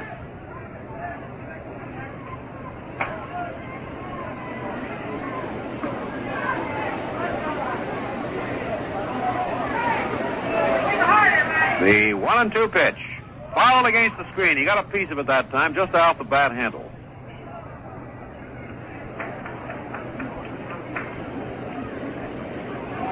Boy, the camera bugs are going to have a whale of a time tomorrow night with their favorite ball players. Rusty Staub and Mac Jones and Ron Fairley and Gary Sutherland. Remember, you'll be allowed on the field at 7 o'clock with your cameras, and it's off the field at 7:30. Get those cameras loaded and ready to click. The 1-2 pitch. Strike 3, swinging. Jones has struck out. And that's another strikeout for Don Wilson. His 8th. In 4 of the 5 innings now, Russ, he's struck out 2 in each inning. Well, as Dave pointed out, and as I guess a lot of ball fans know, fellow Don Wilson, tied the major league record for 18 strikeouts in one game. This one is low to Ron Fairley. Fairley bounced out to first base in the first inning and singled in the third. Single to center field. The 1-0 delivery is low for ball 2. In case you've just joined us, 4-2 for Houston over Montreal.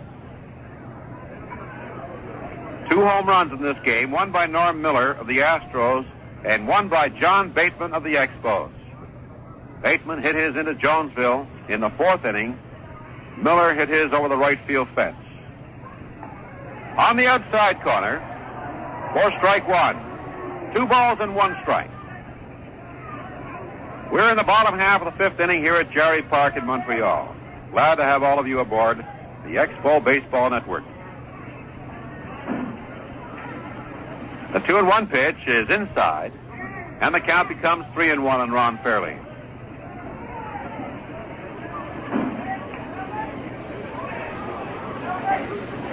Big crowd here at Jarry Park. Tremendous afternoon. A big crowd in the swimming pool, too, back of the scoreboard.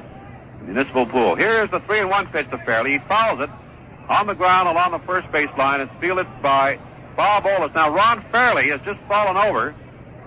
He's down on his hands and knees. A piece of that ball may have glanced off his foot.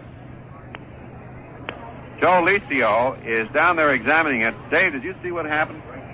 Yeah, the ball foul tipped off his right ankle. On the inside, I believe. I don't believe it was the shin. I think it was the inside. So he undoubtedly has suffered a bruise. Just how bad it is, of course, we don't know. Ron sitting down and Joe taking a look at it. We'll just have to wait till we hear from Joe Licio. These injuries, that's a nerve center there, and it's a very sensitive area to a blow like that. And oft times, and we hope this is the case in this instance, it would appear worse than what it is because of the pain at the instant. The player sometimes will appear injured worse than what he really is. We hope that that's the case. It just hurts right now, that it's not bad at all. Fairley is on his feet. He's having difficulty, though, trying to move that, trying to put any weight on that right foot. Dr. Bob Broderick is up in the press box looking down. I don't think Ron's going to be able to continue. Now, I'm just guessing right now, but the way he's limping around there, and that would be a tough break because Fairley came back into the lineup after being on that 21-day injury reserve list. Yesterday, hit a home run out of the park, pleasing the crowd and, of course, pleasing himself. Taking the bat, and he's using it as a cane. Still walking around. Joe Licio talking to him. Ron trying to test his weight. The count on Fairley is 3-2.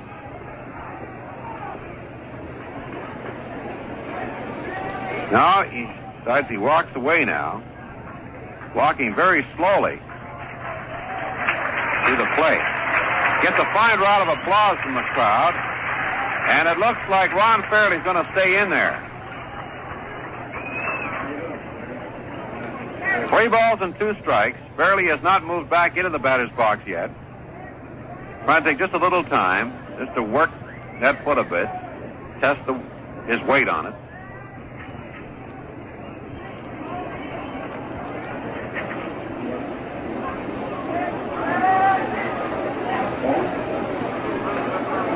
Well, he's in the batter's box now.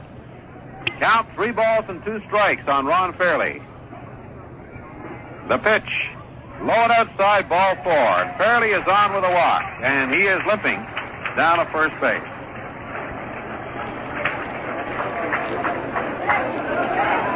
The batter will be Kevin Collins. Collins had a single in the second inning, scored a run, went all the way to third on an error by Joe Morgan. And then he scored on a wild pitch. Left-hand batter, Kevin Collins. Fairley the runner on first base.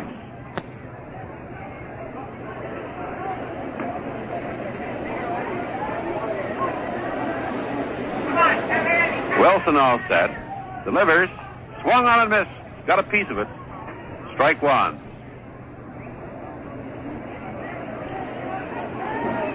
On one. Outfield straight away and deep on Collins. And here's the 0-1 pitch. Strike two call. And Wilson's out in front of Collins.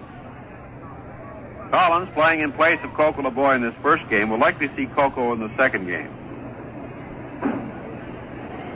Bateman catching the first game, and Ronnie Brand will catch the second game. The 0-2 pitch, high and inside. Collins had to really hit the dirt in that one.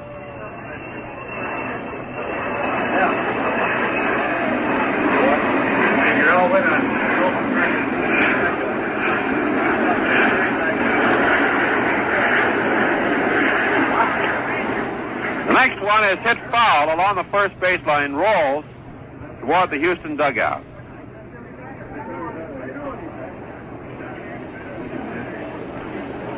One ball and two strikes on Kev Collins.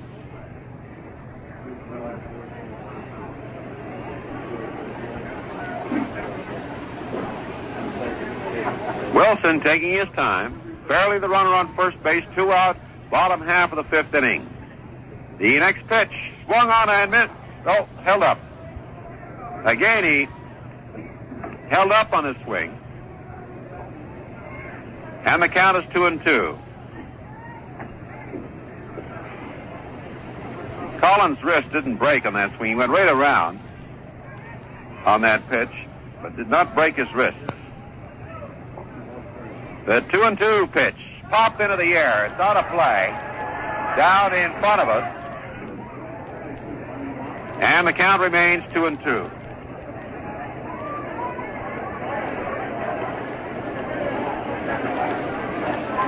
Kev Collins still in there. 4-2 Houston over the Expos in the bottom half of the fifth inning. This next one is swung on and missed this time for strike three. Strikeout number 9. Don Wilson strikes out the side. For the Expos, no runs, no hits, no errors, 1 man left on base. After 5 complete innings of play, the score is still 4-2 for Houston. Well, let's get back to the scoreboard now and take a look at what changes may or may not have taken place. The San Francisco-Pittsburgh game in the bottom of the fifth, no change on that one, 3-1, San Francisco leading Pittsburgh. And all of the other scores remain the same. Chicago won, San Diego nothing in the third, Atlanta won, New York nothing in the fifth, Los Angeles won, St. Louis nothing in the fourth. Baltimore and Minnesota, that's Dave McNally against Jim Cott, and this afternoon, Dave McNally is going for his 16th consecutive victory.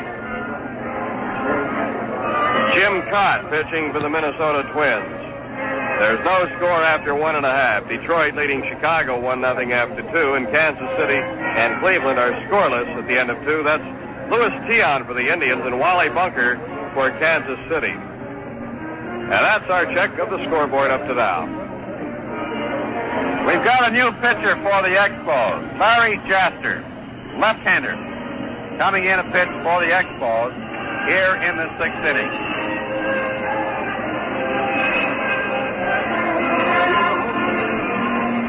Larry Jaster, slowly getting back into pitching form. Ron Fairley moves to first base. Ty Klein will be out in center field. Fairley will play first for the Expos here in the top of the 6th. Ty Klein will be in center field. All right, now Larry Jaster's record. Jaster is appearing in his 19th ball game. He has won 1, lost 5, has an earned run average of 4.65 for the 60 innings he has pitched with the Expos. Pitching coach Cal McClish has been spending a great deal of time with Larry Jaster over the past month and a half or so, trying to help him develop another pitch. Larry Jaster is on the hill to pitch to Norm Miller, left-hand batter. Bill Stallman lasted 5 innings tagged for 4 runs, gave up 9 hits, struck out 7 batters, and he walked. First ball 1 to Norm Miller, and he walked only 1. Curveball taken for ball 2. The infield remains the same. Well, no, it's fairly at first. The rest of the infield is the same. Sutherland at second. Wynn at short, Collins at third. Curveball swung on and missed for strike 1.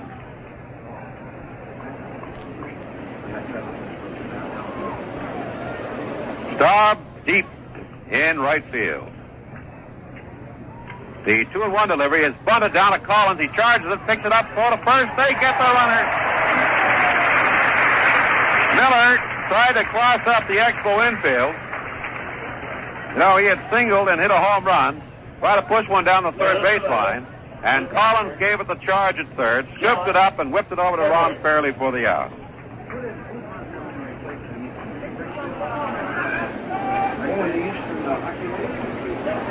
One away.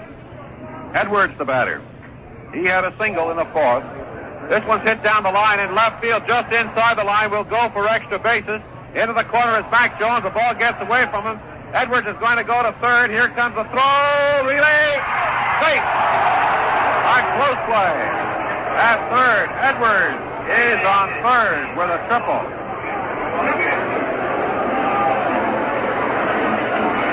He just got that one down the line in left field.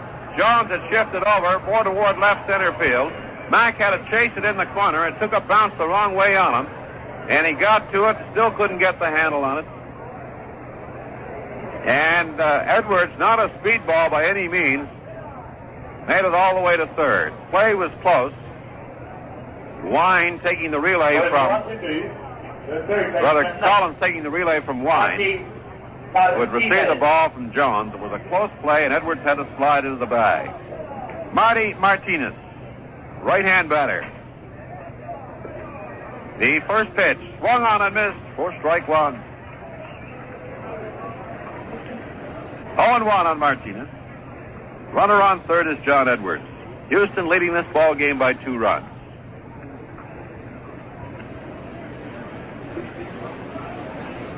The 0-1 delivery, curveball inside. 1-1. Parker, Salty Parker coaching at third, and Mel McGahey at first base for the Astros. The 1-1 delivery is popped out of play, foul to the right side into the seat. 1 ball and 2 strikes. We're in the top half of the 6th inning.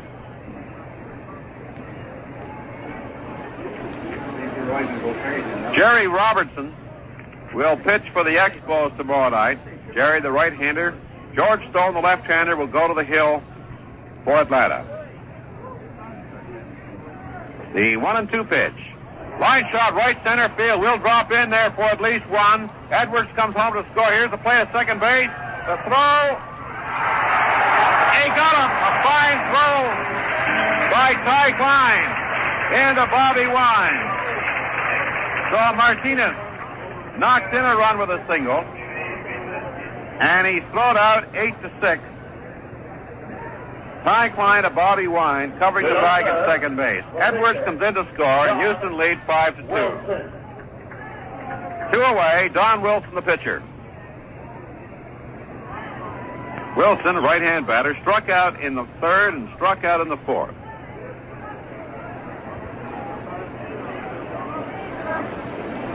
Jaster's first pitch is taken low for ball 1. Martinez hit that one into right center field. Ty Klein, with great speed, got to that ball, and the fine throw got Martinez.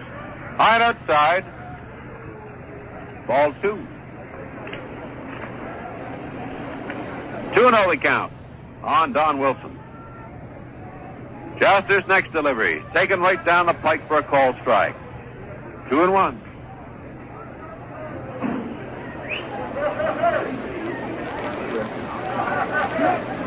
The 2-1 pitch is swung on and missed for strike 2. 2 balls and 2 strikes.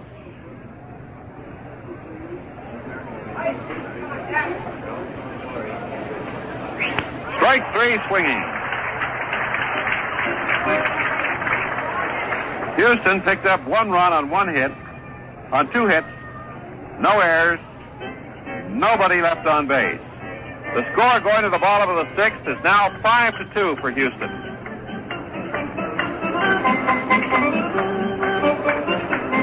Fans following this Atlanta series coming up starting tomorrow night, the Expos will host the Braves tomorrow night, single game, doubleheader on Wednesday, and a single game on doubleheader on Tuesday, the single game on Wednesday. Thursday's an off day, and the team next weekend will be in Houston on Friday, Saturday, and Sunday before coming back here to Jarry Park 1 week from Monday, when it'll be the Cincinnati Redlegs coming to town.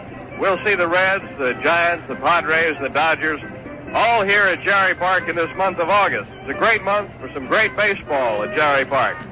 To get by the Expos ticket offices, remember you can get tickets for any Expos game in advance. Any game between now and the end of the season, you can purchase the tickets now and have them well in advance of your trip to Jarry Park. And don't forget to look into tickets for preseason football, the first game coming up August 25th here at Jarry Park. Undoubtedly, a lot of our listeners remember the great show, the great international show, Expo 67, and the follow-up show, Man in This World, last year. Well, the beautiful island setting is the same, but Man in This World is new. Montreal's international show is just packed with new attractions this year. See it. It's open until September the 7th. This message to anyone listening, whether in the Montreal area or down along the Expo network in the United States or up around the Ottawa Valley. John Bateman, a home run in the 4th inning. Wilson delivers his first pitch on the outside corner for strike 1. Bateman hit into was safe on an error, bounced into a fielder's choice in the 2nd, was safe on an error by Joe Morgan. This one is high. Bateman went for it but held up. And the count is 1-1. 1 ball and 1 strike.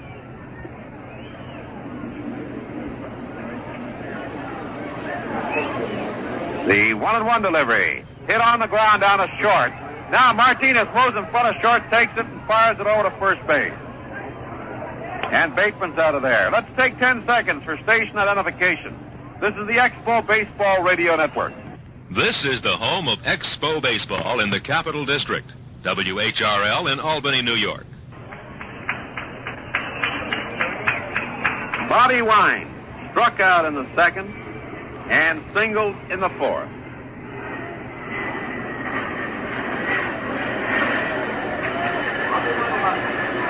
Bob Bailey is moving into the on-deck circle. This one is low and outside. The first one to Bobby Wynn for ball 1. Elroy Face is warming up for the Expos, so he'll come on to pitch. Ball 2, 2-0 on Bobby Wynn.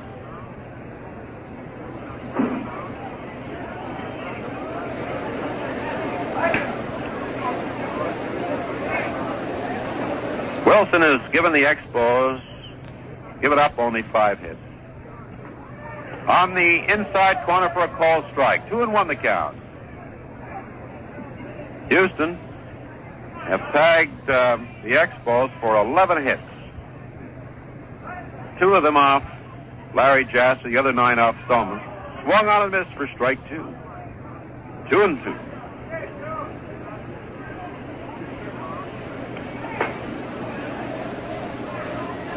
One away in the bottom half of the 6th inning. Houston leading this ball game 5-2.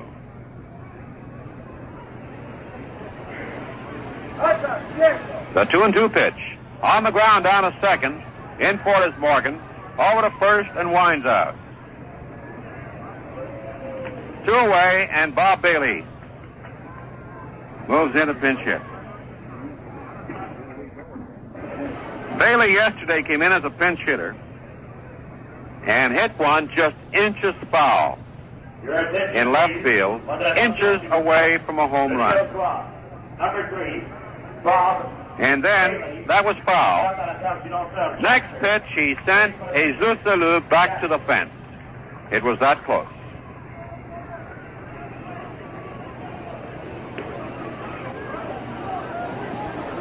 Wilson's all set. Delivers his first pitch to Bailey. It goes right through the backstop. Ball one. 1-0. Bailey's batting average, .268.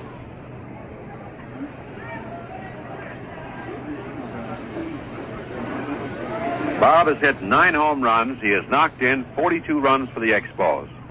Swings and misses at the 1-0 delivery, and the count is 1-1. Now he calls for the pine tar rag from Ty Klein in the on-deck circle. He wants to grip all of that bat. Get a good, secure grip. And come around quickly on that fastball from Mr. Don Wilson. The 1-1 pitch is foul to the right of us. Onto the screen, now down into the seats. Bounces all over the place. Oh, who got it? Youngster got it. Snatched it right out of the hands of a good-looking blonde, and she's still looking for it in the seat. She thinks it's down there. Young fella came up from behind and just grabbed it and ran back up to his seat.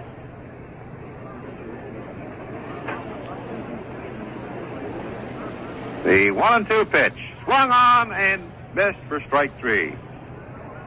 Bailey's out, so are the Expos. 3 up, 3 down. No runs, no hits, no errors, nobody left on. The score after 6 complete innings of play, 5-2 for Houston.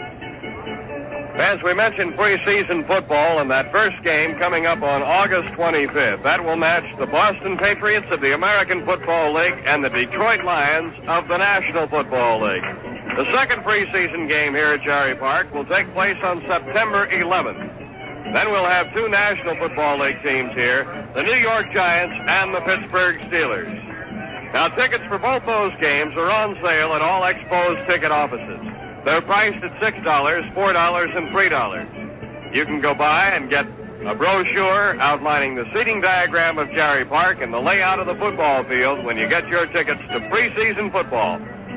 Now, that first game is just around the corner. The Detroit Lions of the NFL and the Boston Patriots of the AFL. Monday night, August 25th, here at Jarry Park in Montreal. Get your tickets now while there's still plenty of good seats available.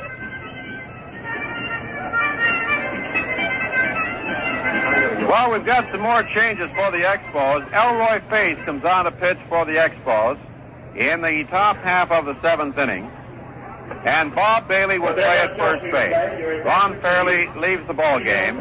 He injured his foot on a foul tip and was moved from center field to first base for the last inning. We're moving Klein out to center field. And now manager Gene Mock will leave Bob Bailey in the lineup. And Bailey is at first. So that infield changed a bit again. Bailey's at first. Sutherland's at second. Collins at third and Wynn at short. Ty Klein in center field. Now for the next 3 innings, here's Dave Van Horn. Roy Face is the third Expos pitcher to work this afternoon, and he'll face the top of the order here in the 7th.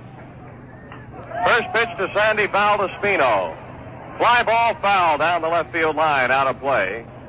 Drew a crowd. Mac Jones, Kevin Collins, Bobby Wynn were all back there. None could get it. 0-1 to Baldespino. The Astros lead 5-2 here in the 7th.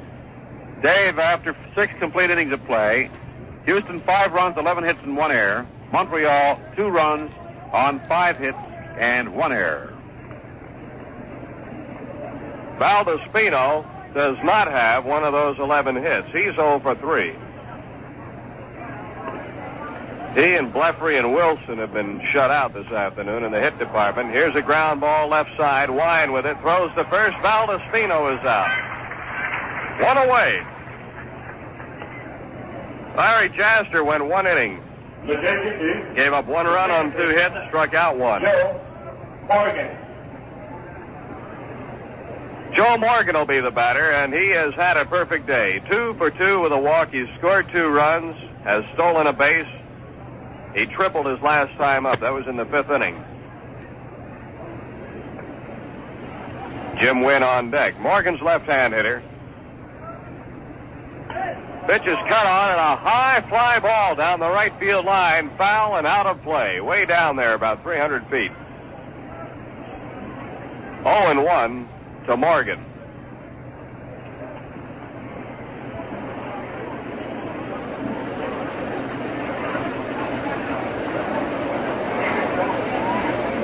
Face rubbing up a new ball, ready to go now, looking down to John Bateman for the side. Our second game, Larry Dierker will be pitching for Houston. Here's the 0-1 pitch. Bunted, third base side, charging Collins, barehands it, missed the ball. Morgan with an infield hit, bunting safely. His third hit of the day. And with one out, Morgan's on. The batter will be Jim Wynn. Howie Reed will be pitching for the Expos in the second game. Center fielder, Jim Wynn.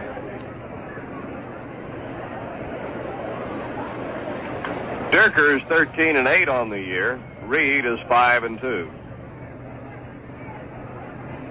We're in the seventh here of our first game. Houston leading 5-2. Jim Wynn at the plate. He's 2 for 3. Doubled, singled, and then struck out.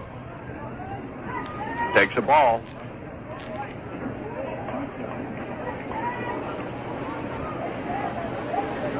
Center fielder Ty Klein a few steps into left center. Wynn doubled to right center. It's a quick throw to first base. Getting back in time is Morgan.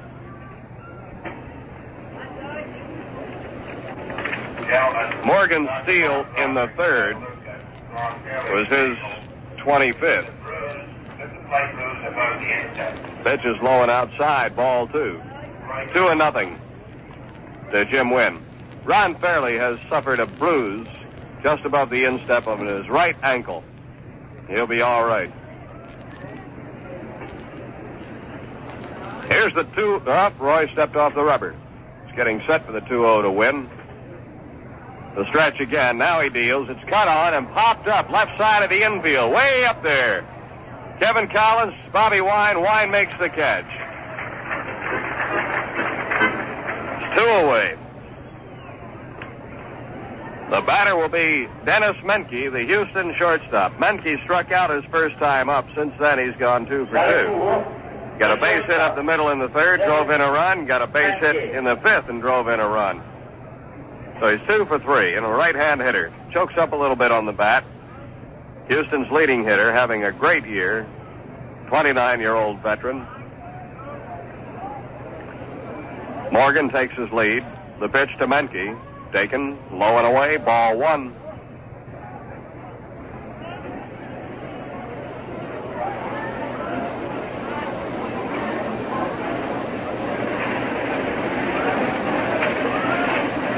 For Roy Face, this is his 39th appearance of the year. He makes another throw to first base, and Morgan gets back in time.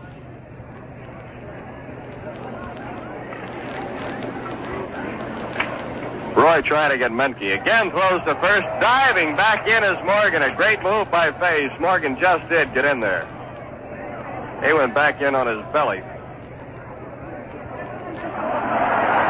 Roy faked him back that time.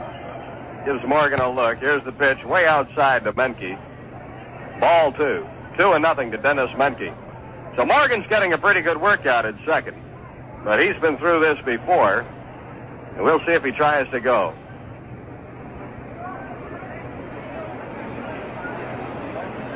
Face at the belt. Looks at Morgan. There he goes. Here's the throw by Bateman. And he is out.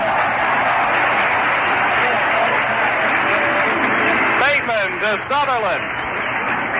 And Morgan is out of there.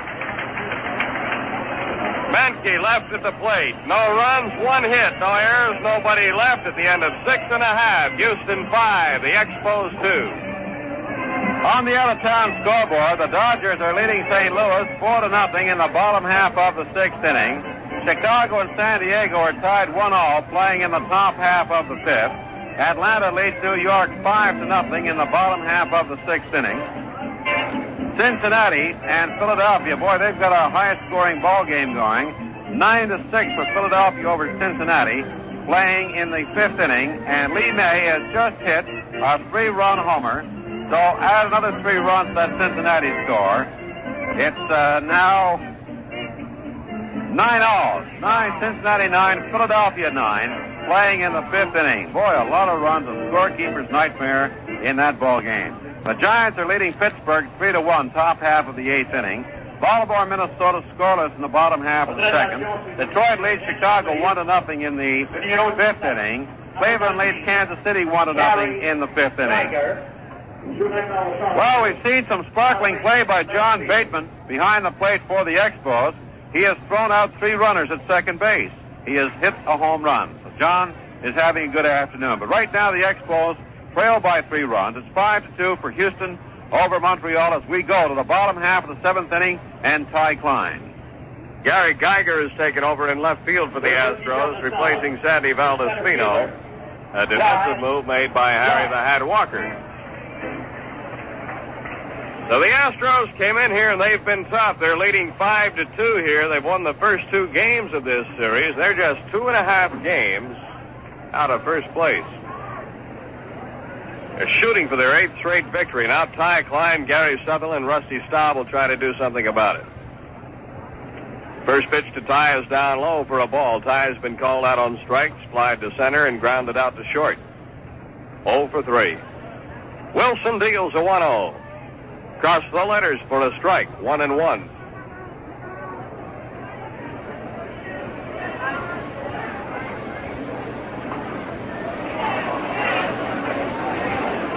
Wilson's been tough this afternoon. He's fanned 9.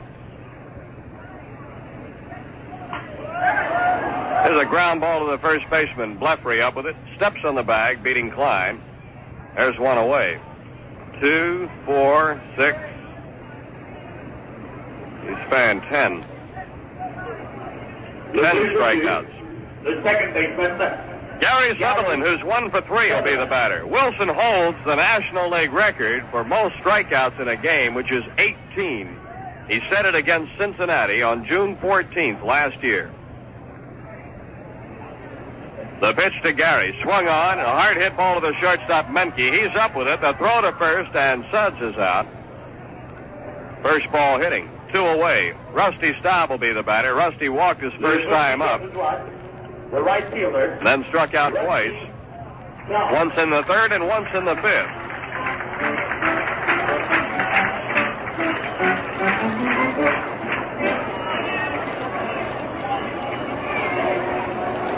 Two down with nobody on, and Houston up by 3 runs, 5-2 here in the 7th. Don Wilson delivers the pitch, hits the inside corner about knee-high for a strike, 0-1. They play Staub deep and around to the right. We've had a breeze from left to right all afternoon. The only one that's taken advantage of it has been Norm Miller. Here's a pitch fouled back to the left side. Strike 2 to Rusty. John Bateman's home run, which came in the 4th inning for the Expos, was almost a line drive home run, a solid shot into the left field bleachers.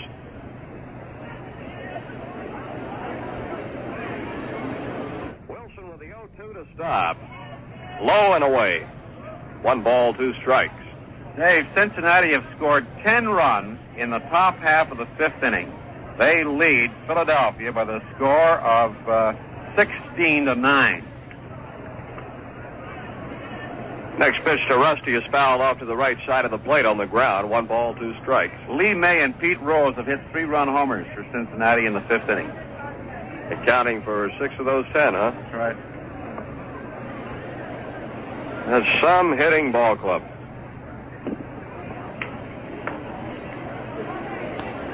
Here's the 1-2 now to Staub. Taken for a 3rd strike, called. Mark that in your books. 3rd time Staub struck out this afternoon. And you're not going to see that too many times in any season from Rusty Staub. Nothing across for the Expos here in the 7th. The score at the end of 7, Houston 5 and Montreal 2. Well, fans, baseball is fun in the group, and there are all kinds of groups here this afternoon taking in today's twin bill between the Expos and the Houston Astros.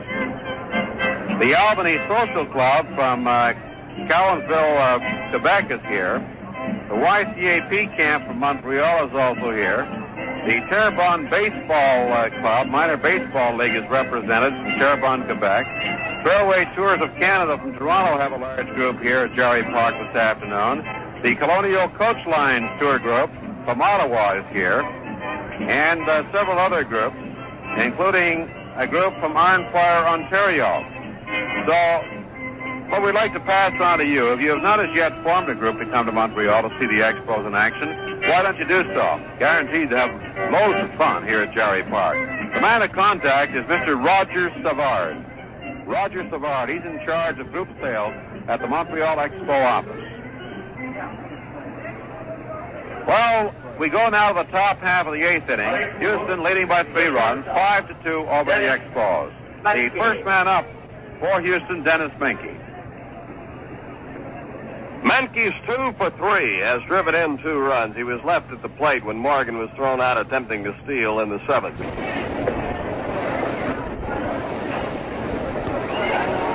Roy Face on the mound, delivers a high breaking pitch. Ball 1. Menke, Blefary, and Miller here in the top of the 8th for Houston. The 1-0 pitch. Menke takes this one across the letters, a strike called. Houston Club, the one team in the National League that we have been unable to defeat this season. 1 ball, 1 strike to Menke. Roy winds and deals. Check swing and a looper. Klein for Bailey at first base has got it.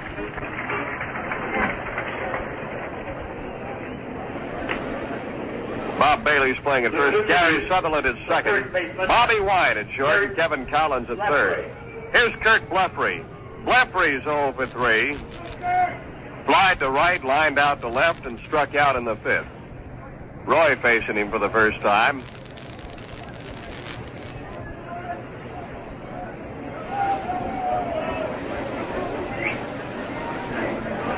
Face deals. Blefary way ahead of it. Swings and misses for a strike.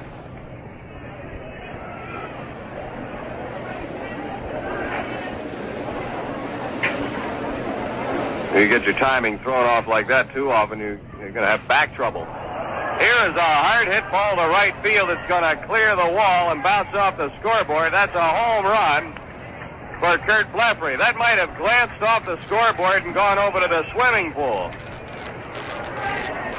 But it ticked to the right side of the scoreboard, and Blefary has his 3rd home run of this series.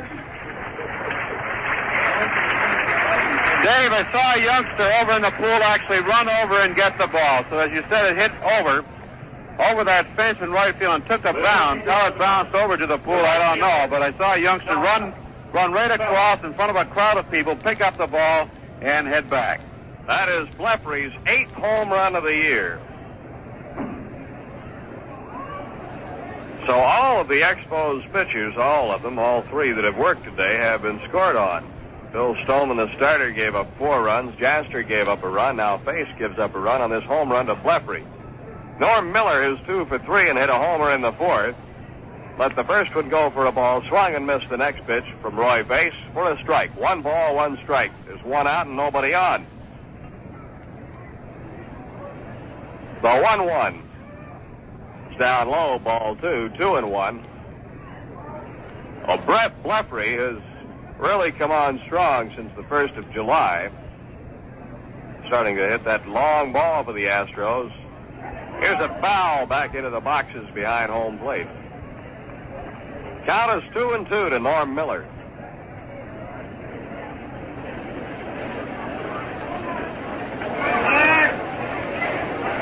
Second Houston home run, 3rd one of the day.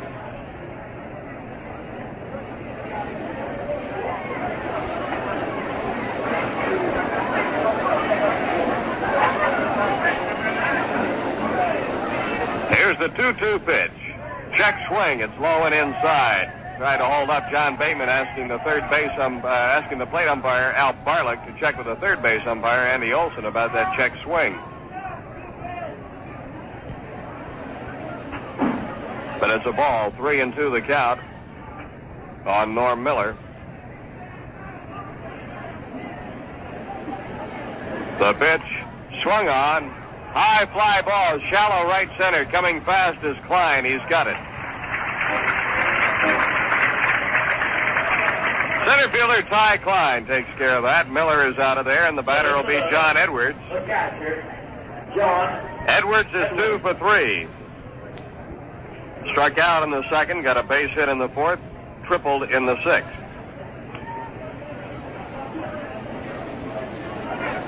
Left-hand hitter. Edwards foul tips the first one. No, he didn't get a piece of it. He started to go after it. The ball between John Bateman's legs into the backstop. I thought he'd foul tipped it. But he held up and the pitch was just down low and got away from John. It's ball 1.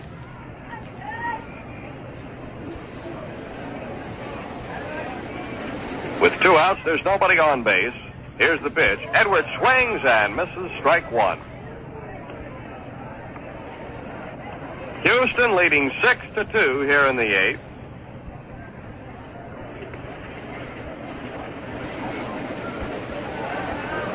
The 1-1. Check swing, and this one rolls up the screen.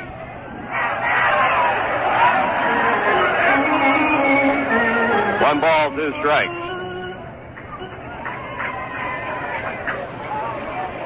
Between games, Russ will give you a look at all the other games on the baseball scoreboard.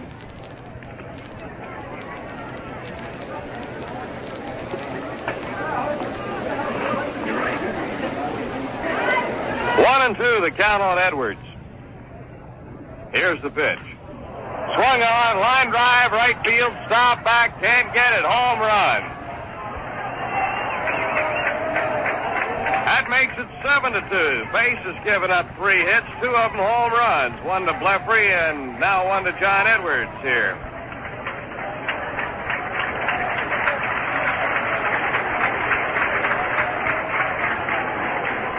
Seven to 2 ball game. There's one debut. The third baseman, Marty Martinez. 14 hits now for the Astros. Marty Martinez, who's 1 for 3, is the batter. Takes one low and in. Ball 1. That's the third Houston home run. The 1-0 pitch for a strike. 1-1 to Martinez, left-hand hitter. That was Edwards' third hit of the day also. Pitch is swung on and fouled down to the left side, out of play. First row of the box seats just behind the Expos dugout. Kevin Collins chased over there and gave it a good run, but could not get to the ball. 1-2 to Martinez.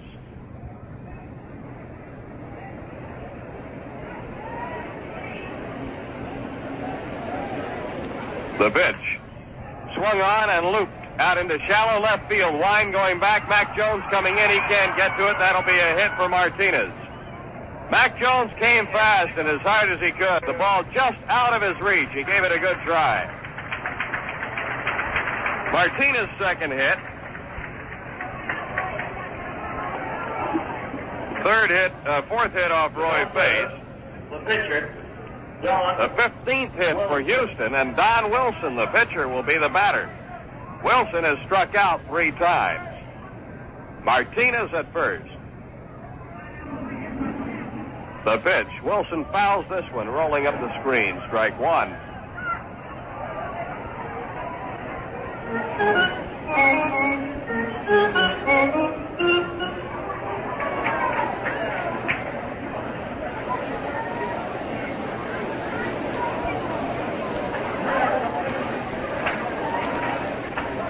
Base at the belt, checks his runner. The pitch to Wilson is cut on. Ground ball to the left side. Wynn backhands it, plants himself. Long throw, pulls Bailey off the bag, and Wilson beats it out. Throwing error on the shortstop, Bobby Wynn. Moves Martinez to second. The second Expos error, and the batter will be The left fielder, Gary Geiger, the left fielder. He's up for the first time. Geiger's batting .231. He's a left-hand hitter.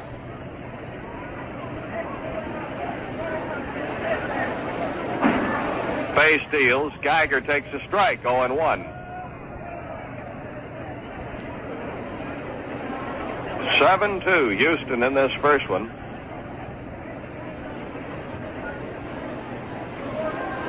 We're in the 8th. Here's the pitch. Low and inside. Ball one. 1 ball, 1 strike.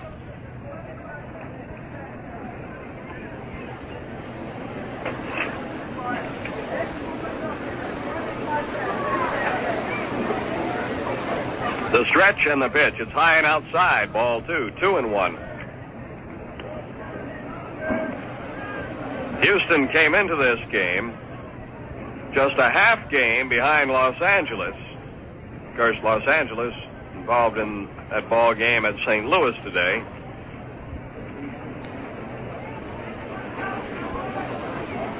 And St. Louis using a reliever as a starter today, Chuck Taylor, against the left-hander Claude Osteen. Here's the 2-1. Swung on and missed by Geiger. Evens the count at 2 balls and 2 strikes. Martinez the runner at second, Wilson the runner at first. This Houston club having quite a year. Here's the 2-2. Inside, ball 3. 3-2 now to Geiger. Twice this season the Astros have won 10 in a row. They're shooting for their 8th straight in this one and leading 7-2 here in the 8th inning. A couple of runs in on Bleffery's home run and Edwards' home run. Faced with the 3-2 pitch. Struck him out. Geiger goes down swinging. The Astros are through in the 8th. 2 runs, 3 hits, 1 error, and 2 left. And the score at the end of 7.5, Houston 7, Montreal 2. Fans, I'd like to tell you once again about the handy little booklet turned out by O'Keefe's Brewery in Montreal. It's called Let's Talk Baseball. And it's just jam-packed with all kinds of information on the Montreal Expos Baseball Club, on professional baseball's background in Montreal, as it dates back into the 1880s, when they had a manager by the name of Charlie Dooley. Information such as this, and it leads all the way through the history of the Montreal Royals in AAA baseball, that great year in 1946 when Jackie Robinson broke the color barrier and became one of the outstanding stars in baseball, leading the Montreal Royals to the International League pennant and the Governor's Cup, the Little World Series championship. That was a fantastic year for baseball in Montreal. Well, you'll find all kinds of information like that in this handy booklet, Let's Talk Baseball. It may be obtained. Just address your envelope to Let's Talk Baseball, Post Office Box 1387, Station B, Montreal. It's free. Well, the Expos have some catching up to do as they trail by 5 runs. 2 more innings to go. Here in the 8th inning, it'll be Mac Jones and a pinch hitter for Elroy Faith and Kevin Collins. Right now, let's take 10 seconds for station identification. This is the Montreal Expos Baseball Radio Network. Mac Jones is all set to swing in the bottom half of the 8th inning, and all set to describe it, Dave Van Horne. Mac Jones 0 for 2 with a walk.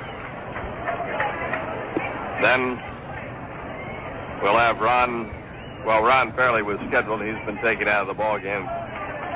It'll be Jose Herrera to bat in that spot. Mac swung and missed Wilson's first offering.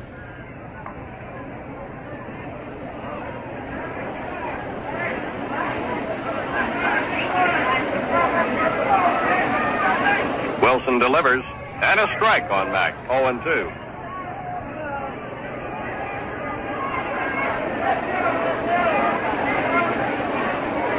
Wilson has now struck out 11 in this ball game.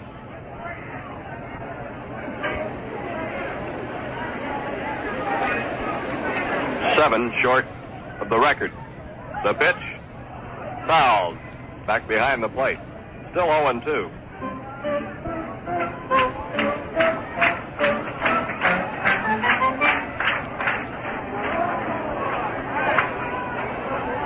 So it'd be pretty tough for him to set any kind of a new record today. The 0-2 pitch is high, ball one. 1 ball, 2 strikes.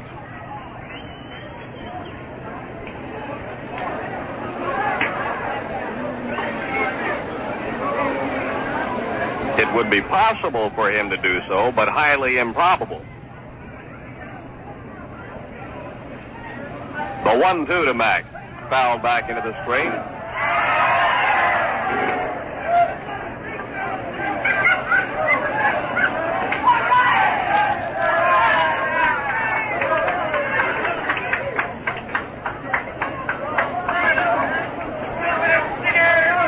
Here's Wilson's pitch.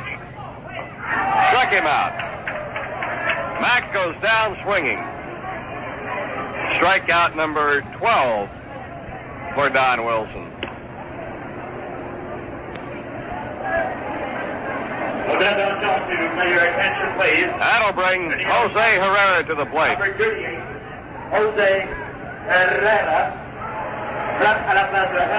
Herrera will bat for the pitcher, Roy Face, who was inserted in the number 5 spot, Ron Fairley's original batting position. Herrera, right-hand hitter, fouls the first pitch back, high into the air and out of play behind the plate. Strike one. Jose batting .339 in 21 games. He's got 20 hits and 59 at-bats.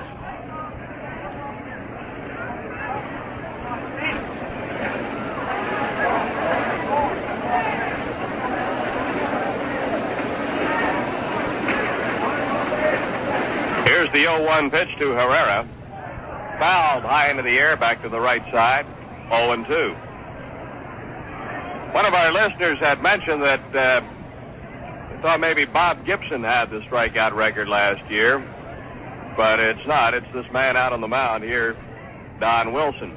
Gibson in the first game of the World Series, which is not included in the National League regular season record books. It's, of course, a World Series record book that the series figures are kept in. Gibson in the first game of the series last year against Detroit struck out 17.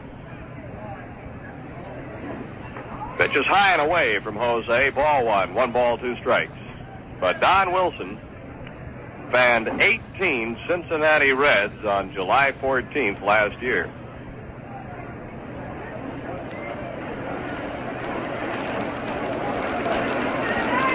The pitch to Jose. Swung on. Ground ball over to Menke. He throws to Blefary at first, and Herrera's out. 2 away. That'll bring Kevin Collins to the plate. Kevin's 1 for 3. He got a base hit his first time up, then struck out twice. With Washington, the third baseman, Kevin. The Expos have 5 hits off Mr. Wilson, none since the 4th. The first pitch to Collins, a strike called.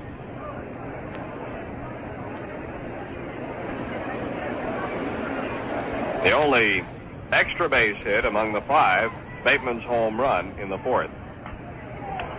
Collins fouls one out of play, third base side.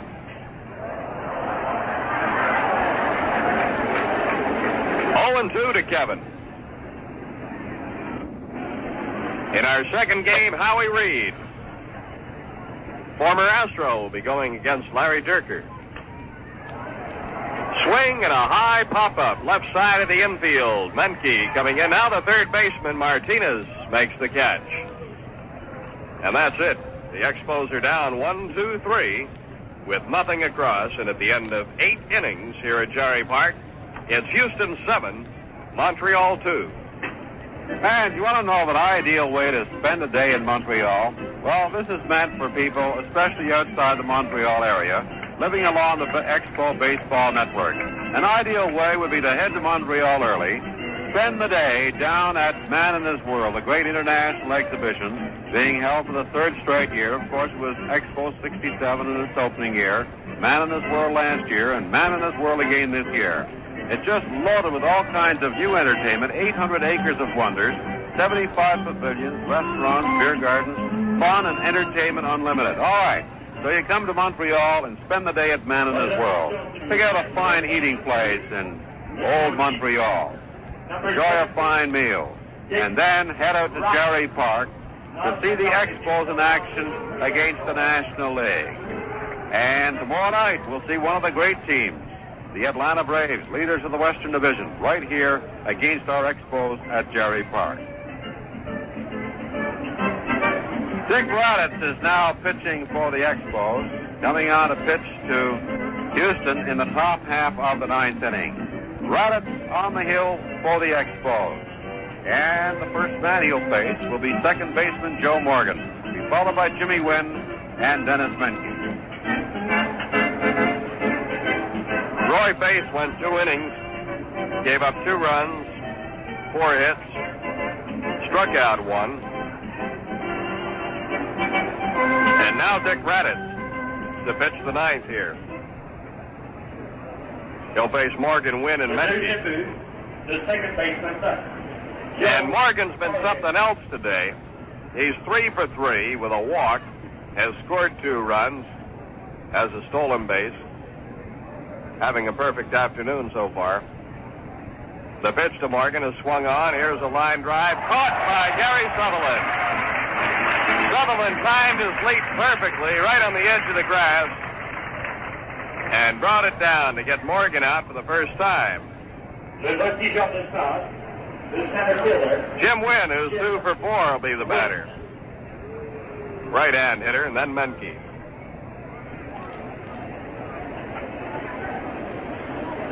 Raditz up for the 19th time. All in relief. Has an 0-2 record. First pitch low for a ball to Wynn. Raditz, big right-hander. Pitch. Strike call to the fastball. 1-1.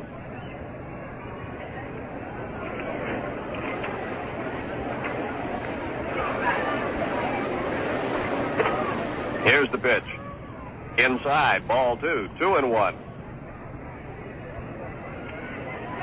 You know, Raditz established a major league record for the most games finished in a season back in 1964 when he finished 67 games with the Boston Red Sox. Pitch is outside to Win, ball 3. He also set an American League record for the most wins in relief for one season. That was in 64 with 16 victories. And he pitched 157 innings that season in relief, which was a record in the American League. Pitch is high to Win. He is on. So Wynn draws a walk. Raditz giving him the free ticket, and that will bring Dennis Menke to the plate. Menke is 2 for 4. Menke.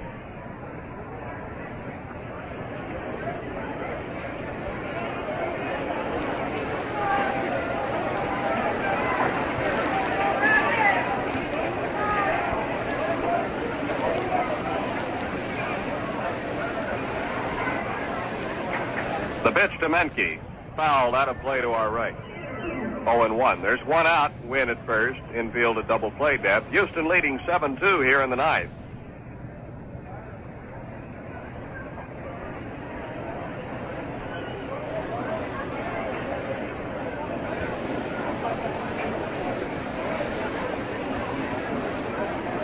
Raditz at the belt, and the pitch to Menke is high and inside. 1 ball and 1 strike.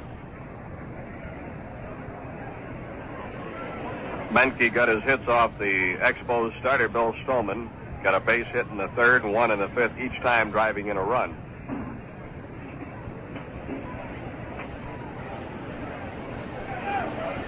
The 1-1 to Menke. High and away, ball 2.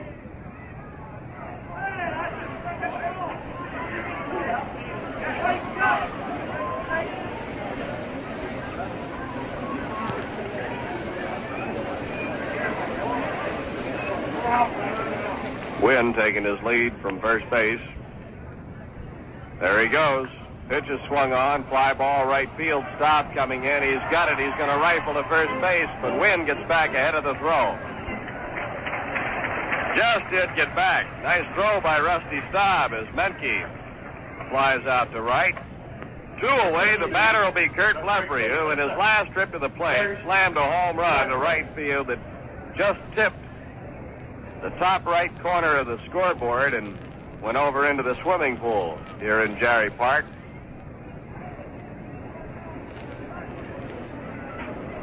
Which is a large municipal park in which Jarry Stadium actually is located.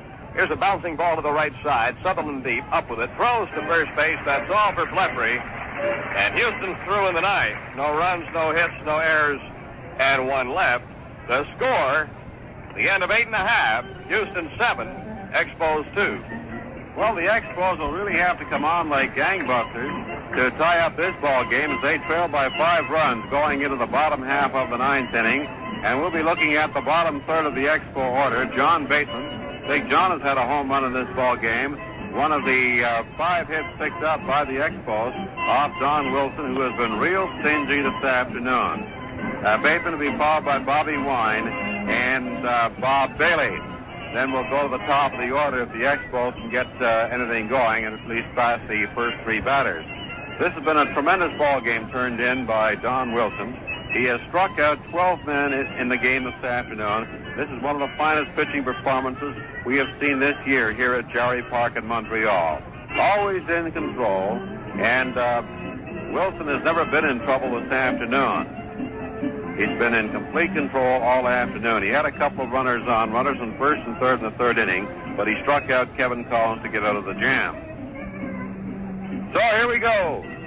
Bottom half of the 9th inning, the last chance for the Expos. They trail by 5 runs. First man up for Montreal will be John Bateman, who hit his 6th home run of the year in the 4th inning into Jonesville.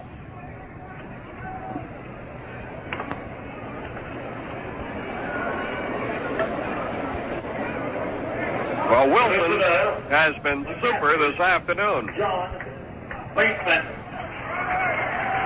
Facing the bottom third of the order for the 4th time today.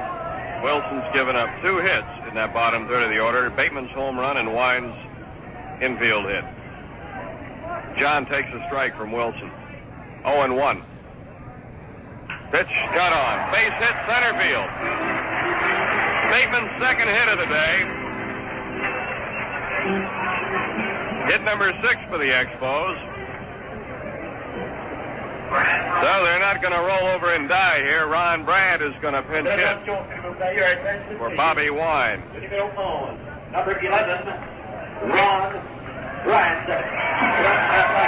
Brand, very popular, gets a nice hand as he's introduced. Ron is batting .267.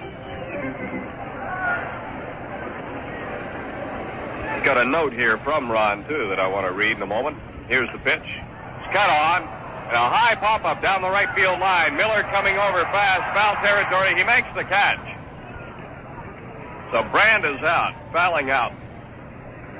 Way down the right field line to Norm Miller. 1 away. Bateman holding first. Ron wanted us to pass along the get well message to a young friend of his, Ross Corcoran. Young Ross was injured in an automobile accident. He was hit by a car in Pierre Fon. He's recovering now, and we understand coming along well. That's near Ron Brand's home. And Ron wanted us to say hello to Ross and wish him a speedy recovery. So we do exactly that. Ross, if you're listening, we hope all is going well, and we hope to see you at the ballpark soon. Here's Bob Bailey. Bob swings and fouls the first pitch back into the screen behind the plate. Strike 1. Bob batting in that number 9 spot. Struck out in the 6th when he came on as a pinch hitter, then stayed in the game.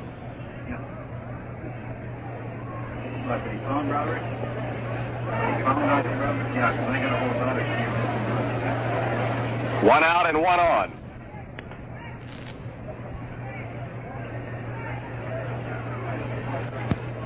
Wilson deals. It's high and inside to Bob. Doubleheader.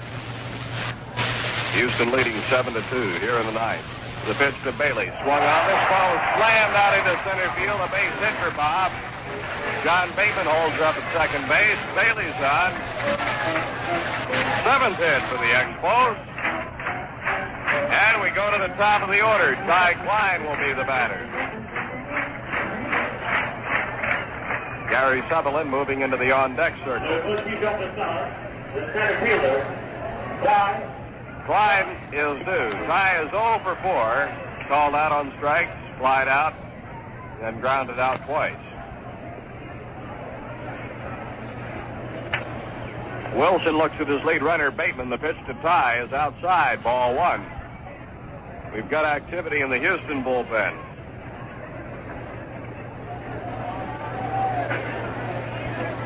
Tom Griffin. That's not Griffin. Let me double check that again. Here's a foul back to the left side. I believe that's Blasingame. Left-hander. It is. 1-1 the count on Ty Klein.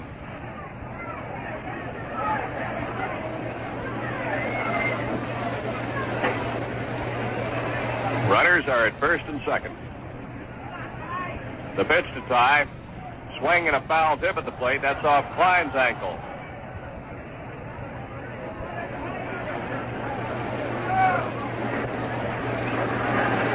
The Klein is taking a stroll around home plate. Trying to shake that off. That happened to Ron Fairley in the fifth inning.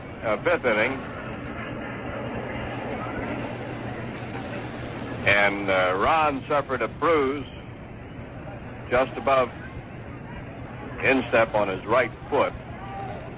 Dr. Broderick has told us that Ron will be okay. Wilson ready for the 1-2 to Klein. Here comes. It's fouled back to the screen. So the count remains a ball and 2 strikes. Gary Sutherland on deck, 1 out. The Expos would love to get a 9th inning rally going. They're down by 5 runs.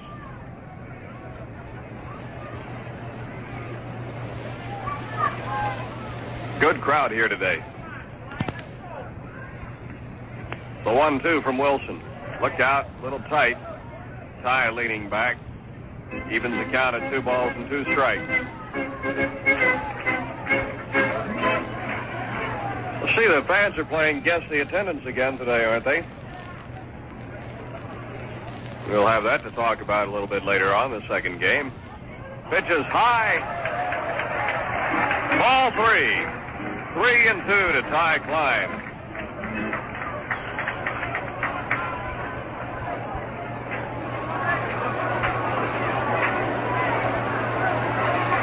Wilson's in danger of loading the bases. The pitch to Ty. High and outside, ball 4, he's on. The bases are loaded. Bateman goes to third. Bailey to second. Klein on at first.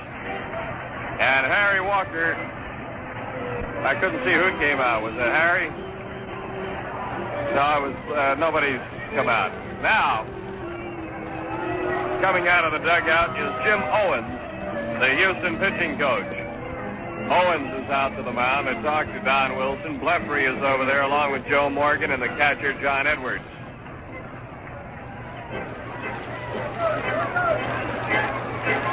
Blefary and Morgan just getting their signals straight. The second baseman, Gary. And they're checking things out with shortstop Dennis Menke. With 1 out, the bases are loaded, and Gary Sutherland's the batter. Gary's 1 for 4. First pitch is a called strike, 0-1.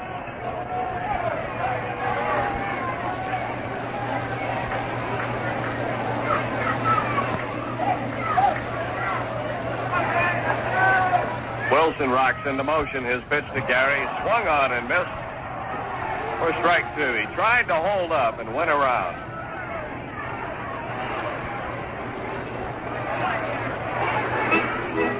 Nothing in 2 to Gary.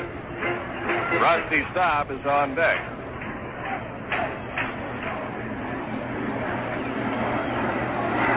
The pitch, low and inside, ball one.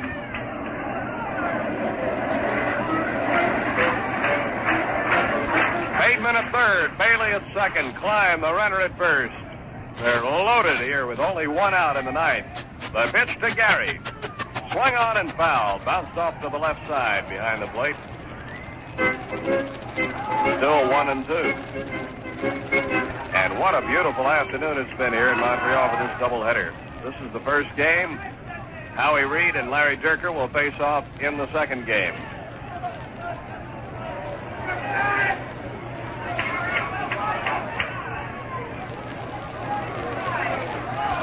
Here's the pitch.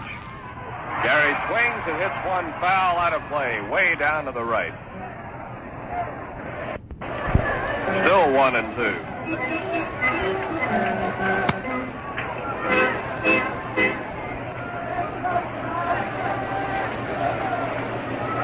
Blasingame has been joined by Fred Gladding, a right-hander, down in the Houston bullpen.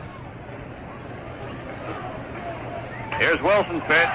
Ground ball to the right side. Morgan will go to first base for one out and a run scores. The Gary Sutherland grounds out but picks up an RBI as John Bateman crosses the plate. Ty Klein moves to second and Bob Bailey to third. That makes it a 7-3 ball game. And Rusty Staub will be the batter now with runners at first, second, and third.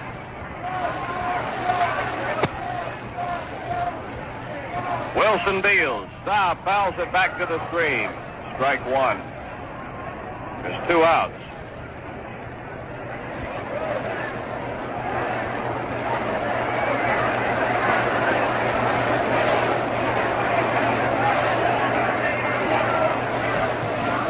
Getting ready for the pitch. It's in for the strike called on Rusty. He looked at that second offering, thought it was a little high. 0-2 the count.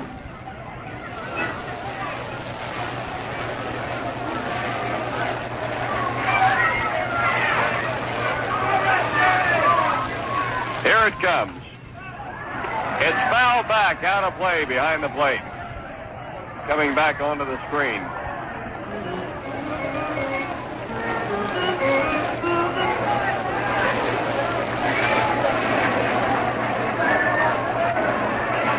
So with two outs, we've still got a chance to do something here against Wilson. The count 0-2 on Staub. The pitch. Fastball struck him out. Rusty down swinging for the fourth time. That is the ball game. Wilson logs 13 strikeouts here and wins it 7-3. In the ninth, one run, two hits, no errors, two left. The final score, Houston 7, Montreal 3, and I'll have the totals in a minute. Well, fans, there'll be a short intermission here as the grounds crew gets the infield ready for the start of the second game between the Expos and the Astros. The Expos have yet to beat the Houston Astros this year. They've lost every ball game, both here in Montreal, the earlier series. They've dropped right now 3 in a row against them in this present series. And, of course, they have a series coming up next weekend under the Big Dome in Houston. So the Astros have held the Expos off the win column in meetings this year. However, there is a second game coming up, and there's always, of course, a first time. But so far this year, Houston certainly have Montreal's number. Well, for the Expos in the second game, we'll be looking at Howie Reed in the second game. Will be pitching for Montreal, a veteran right-hander, up and down several times in Major League Baseball, one time with the Los Angeles Dodgers. He also played against this Houston Ball Club. Well, the final score, 7-3 for Houston over the Montreal Expos. Here with a quick wrap-up on what happened, Dave Van Horne. Okay, Russ. The line score on the game, Houston 7 runs, 15 hits, 1 error. Montreal 3 runs, 7 hits, and 2 errors. 3 home runs in the game. John Bateman hit one for the Expos in the fourth, nobody on. For Houston, Norm Miller connected to right center in the fourth. Kurt Blefrey and John Edwards both had home runs in the eighth. They were all solo home runs. 7-3, Houston over the Expos in the first game of the doubleheader. I'll have more on the wrap-up in 1 minute.